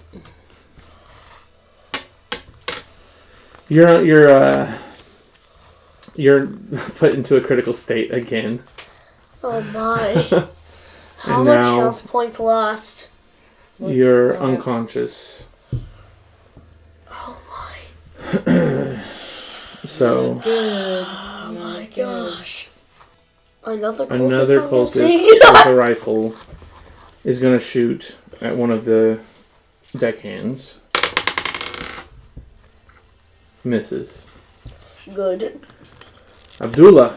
Nine-fingered Abdullah. It's his turn now, and he's going to shoot. Finally. Finally, somebody on our team again. Yeah. You do. Gunfire. You have the dog. I need to put him in the turn order, actually. Oh no! So, Well, it's good, but it's also not good. Because I don't want my dog to die. No. so Abdullah, he stands up from behind cover, and he aims his harpoon gun at the cultist who just attacked Luis. Oh, that's gonna pale the And he's basically, cultist, Abdullah most has got this likely. modified rifle Oh no. that's actually a harpoon gun. Yeah. So it really packs a punch, and he spears this dude into place, so he can't move anymore. Oh, He's like pinned against a crate. The harpoon goes into him, and he can't move now. Oh. And he's gonna die. another cultist is going to come running out. Cultist are Or they're coming, running up from the dry dock, and is like halfway up the dry dock. And then Barlos is going to do something. So right now, his hands are tied behind his back. And he has a hood over his head, so he can't really do much. And his sister's with him. Luis could have got to get the little bag off his head, but Yeah, that's you're knocked out. yeah. Alright, next up, Toprak. He's going to move up, and he's going to... I think he's going to run at one of the cultists. The one that is closest to Luis in Bartless, and he's going to push him. He's going to try and push him into the Into the sea. golden horn. Oh, Ooh, yeah, so he succeeds, and he pushes one of the cultists into the drink. And this cultist can't swim, so he just starts drowning. oh my. There we go. One less. Alright, and that would be... So wait a minute, 8 minus 3. 7 left, I think. Next up, Hassan fires his rifle from his vantage spot. I wonder whenever it's gonna get to one of us again. So, Luis. So yeah, you're unconscious. I need you to make a Constitution check. You come to consciousness with Barless underneath you. Awaken Can I to the take his sound hood of off gunfire. and do his hands? You could take his hood off, Okay. but that's all you have time for with your Okay. turn. Okay. Kyle, you're up again. And I'm nearby, right? Yeah, you're next to Luis and Barless. I was gonna do that, so I'll take his hands off with my turn. Okay. And Murat is going to go next. He's going to fire again at one of the cultists. He hits. 3 years later. Yeah. I know what that's all about. Next, Rana. Yeah, she just picks up the nearest heavy thing she can find. You know, some like big piece of metal sitting on the dock, and she throws it at one of the cultists. She throws it at the two that are coming up the stairs. And hits them. So yeah, she throws this like big metal thing at them and hits one of them and hurts him pretty good. And knocks them both back. So they're gonna take a bit longer getting up these stairs. And then you're up, Victor. I'm going to take another shot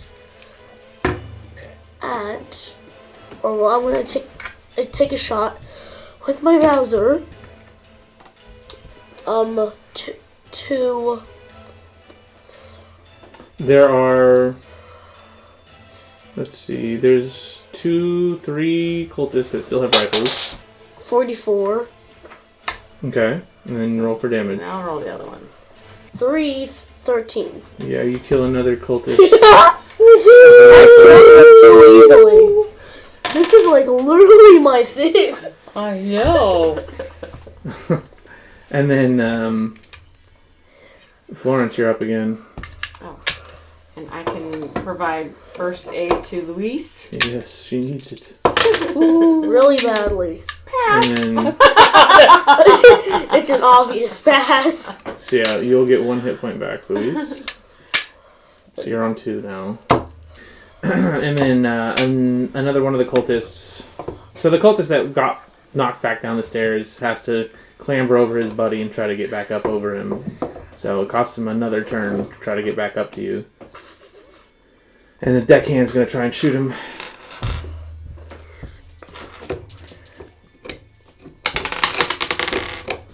And he hits, and he wounds him pretty good. And then cultist with the rifle takes a shot at the deckhand. He hits.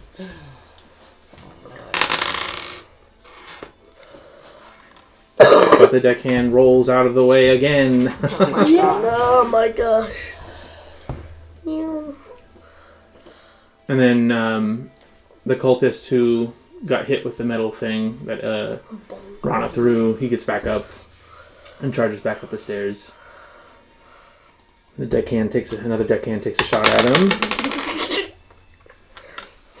And he misses. Now there's one really injured cultist in front of you, Victor, and he's going to attack you.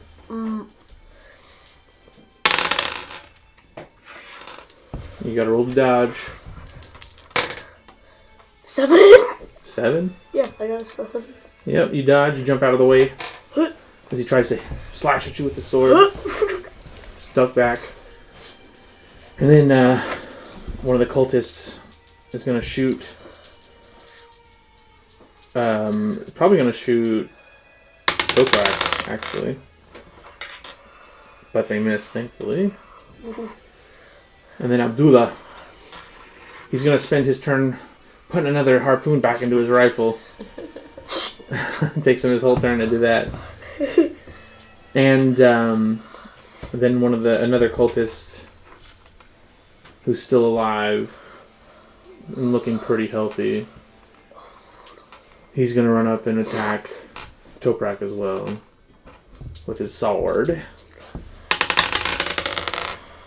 But Toprak is able to narrowly avoid it. Then Barless now, having been freed of his binds and had the hood taken off, he is going to run towards... I guess when you took the thing off, you said the boat. Yes. We got the boat over there. Yes, and so he's going to run towards the Kismet. Okay. And then Toprak is going to attack Cultist. And he just punches him in the face. How hard? Though? Like Pretty hard. So maybe you lost a tooth. Like maybe. So yeah, he gets a good lick in. Broke his nose, maybe. Maybe. And then Hassan is going to fire his rifle at the same cultist and miss, I think. He's got a great smile. And then Luis, you finally can do something again. Okay, I've got guns in both pockets of my skirts. Who's available for me to shoot? So there's the couple cultists coming up the stairs towards Rana. Okay, And then there's the one who Toprak just attacked. I'm gonna shoot him. Or else So, you yeah. attempt to. That's a firearm skill. Okay. Is it 001. Nice. Headshot. Just I gotta look up the damage table for that actually. Yeah. Because that's gonna do max damage. Yep. That's your second crit. That's the second time that's happened, and it's you both times. Well, I'm serious. So yeah, you're gonna Oh, yeah, I do remember 1d6 damage. And that means that I... is one of these. Oh, so you have. Well, no, just go ahead and roll. 6. Oh, that's right. You critted anyways, so you don't even need to roll. Yeah, you do 6 damage Okay. straight away. Okay. And which one are you attacking? One of the one ones coming that was up coming One of the ones, upstairs. the Yeah. two that were coming up the stairs, one of those. All right. Yeah, you shoot him, and he. Oh God, Victor. Okay, I got it. Yeah, you shoot him, and he falls backwards dead Okay. on the stairs, and he rolls into his buddy. Okay. And he goes down and again. it knocks him again down Okay. further. Okay, good. Good. Next, you're up again, Kyle. I will take my shotgun and shoot the other person on the stairs. Okay. So you'll roll firearm rifle, which Yes. I don't think you even have. Yeah, it's 25. So I miss. Okay. And next up, Murat is going to take another shot at the same guy. Rock. Ugh, and he missed. Again. Ugh. So Rana, it's down to her. Oh, Rana. I think Rana is going to follow Barless and run after him and make sure he stays safe. Okay. So she's just gonna follow him. And that makes And sense. get She out would of do the that. fight. Good idea. Yeah. And then you're up again, Victor. You've got a guy right in front of you who just tried to attack you. I use my revolver and hit him with the back of my revolver. No, you're gonna. Like- Why would you not shoot him? Come on, gunslinger. What?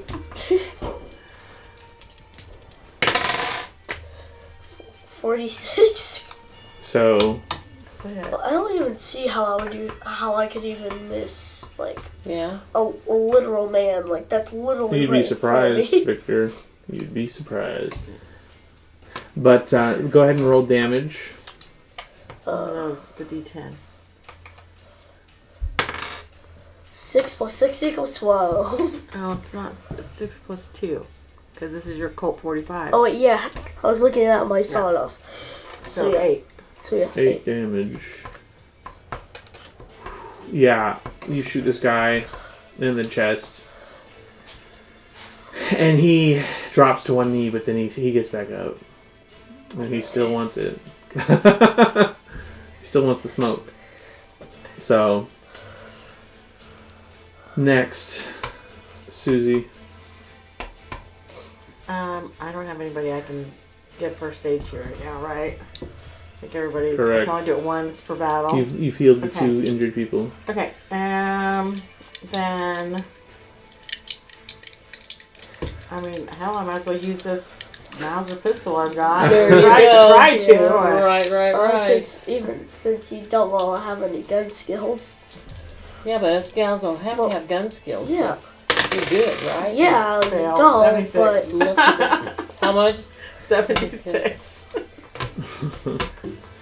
And alright, so yeah, you fire and miss with your brand new gun that you've never used. And the deckhand is going to pick up your slack. Try to hit this guy for you. Well, it's a good thing we had them placed up high. They've done a lot of good up there. And he hits. Yes. Okay. So yeah, he kills another cultist. And now there's still 2 cultists with rifles. And they are going to fire back at the deckhand. And they miss. Next up, deckhand fires back. Hits. Kills another cultist with a rifle. These deckhands are putting in some work. Gosh. One more left. So, can we just take him hostage? take 2 hostage. The last one. last cultist. Well, there's 3 cultists still. Huh? So, you're not done yet. Okay. The one closest to Victor is going to attack him again with his sword. Gun. He misses just barely, though. Oh, okay. And... oh, man. And then the one with the rifle is dead set on killing this guy, this deckhand that's killed like 5 of his dudes. He's like, I'm getting this guy. And he finally actually hits, and let's see if this guy can dodge again. He does not dodge this time. So the deckhand finally takes the hit. But he's not done. He's not dead or anything. Now Abdullah finished loading his harpoon gun. He's gonna shoot the cultist with the rifle. Who just tried to kill his boy. Gonna nail him to the. He shoots it and it goes through this guy's leg. But it doesn't pin him like it does the other guy. And he's not dead either. But he is very injured. Dying. A harpoon through the leg, yeah. He's gonna probably hit an artery. He's gonna bleed out like Mencalf did. Yeah. And then Wait up for her. another cultist tries to attack the remaining one with a sword. I think he's the last one. No, there's actually 2 with a sword. So one of the ones with the sword goes after Toprak and misses. I promised the father I'd get them all back. Safely. Yeah, exactly. And I've been holding my breath here. I got all 3 of The these cultists kids. just keep rolling like 3 over and missing barely. So, and then Toprak, he's gonna wait. Next would be Barless. So Barless, he continues. He makes it to the Kismet, and Toprak, he's gonna swing at this guy, and he misses. So Hassan is gonna shoot instead, and he hits. And he does, oh my gosh, a lot of damage. He kills this guy too. Whew, alright. So now, Luis, it's your turn again. There's one more cultist with a sword next to you. And one more with a rifle. One just has a sword, but he's standing and full-bodied. The other one's got a harpoon in his leg. Well, they're both injured. I mean, they're not fresh, either of them. But one has a sword, one has a rifle. Let's finish the one off that's got the harpoon in his leg. Alright, roll to attack with your blackjack, I'm assuming. Are you doing a No, melee attack, I've still got guns in my I know, pocket. but you didn't say what you were doing. Oh, I'm You just said, I'm shooting. going to attack. I'm shooting. 22. Yeah, you hit. So roll damage, roll the d6. 2. Yeah, you shoot him, and but your gun is not got a lot of stopping power. So after getting hit by the harpoon, he shrugs this one off. That's fair. That's fair. What? What the heck? He literally had a harpoon shot into his leg. Yeah, but I shot a gun with a bullet. So next up, Kyle. I'm going to shoot the person that Grandma just shot. Okay. But I might miss. Let's see. No, I pass by 2, so pass. You're crazy. 2 damage. 4d6 damage. 40. So roll that 6-sided die 4 times. Oh, wow. 2. 5. 5, so 12 plus 1, 13. Yeah, he doesn't exist anymore. Okay. This is brutal. It is. That's right. It's life and death. The good guys versus the bad guys. And then Murat. He's gonna try and redeem himself He here. needs to. Yeah. And kill this last cultist. He hits. And he does enough damage. So he strikes the last cultist in the chest. Finally, dead center of mass. He goes down. And the dock goes quiet. As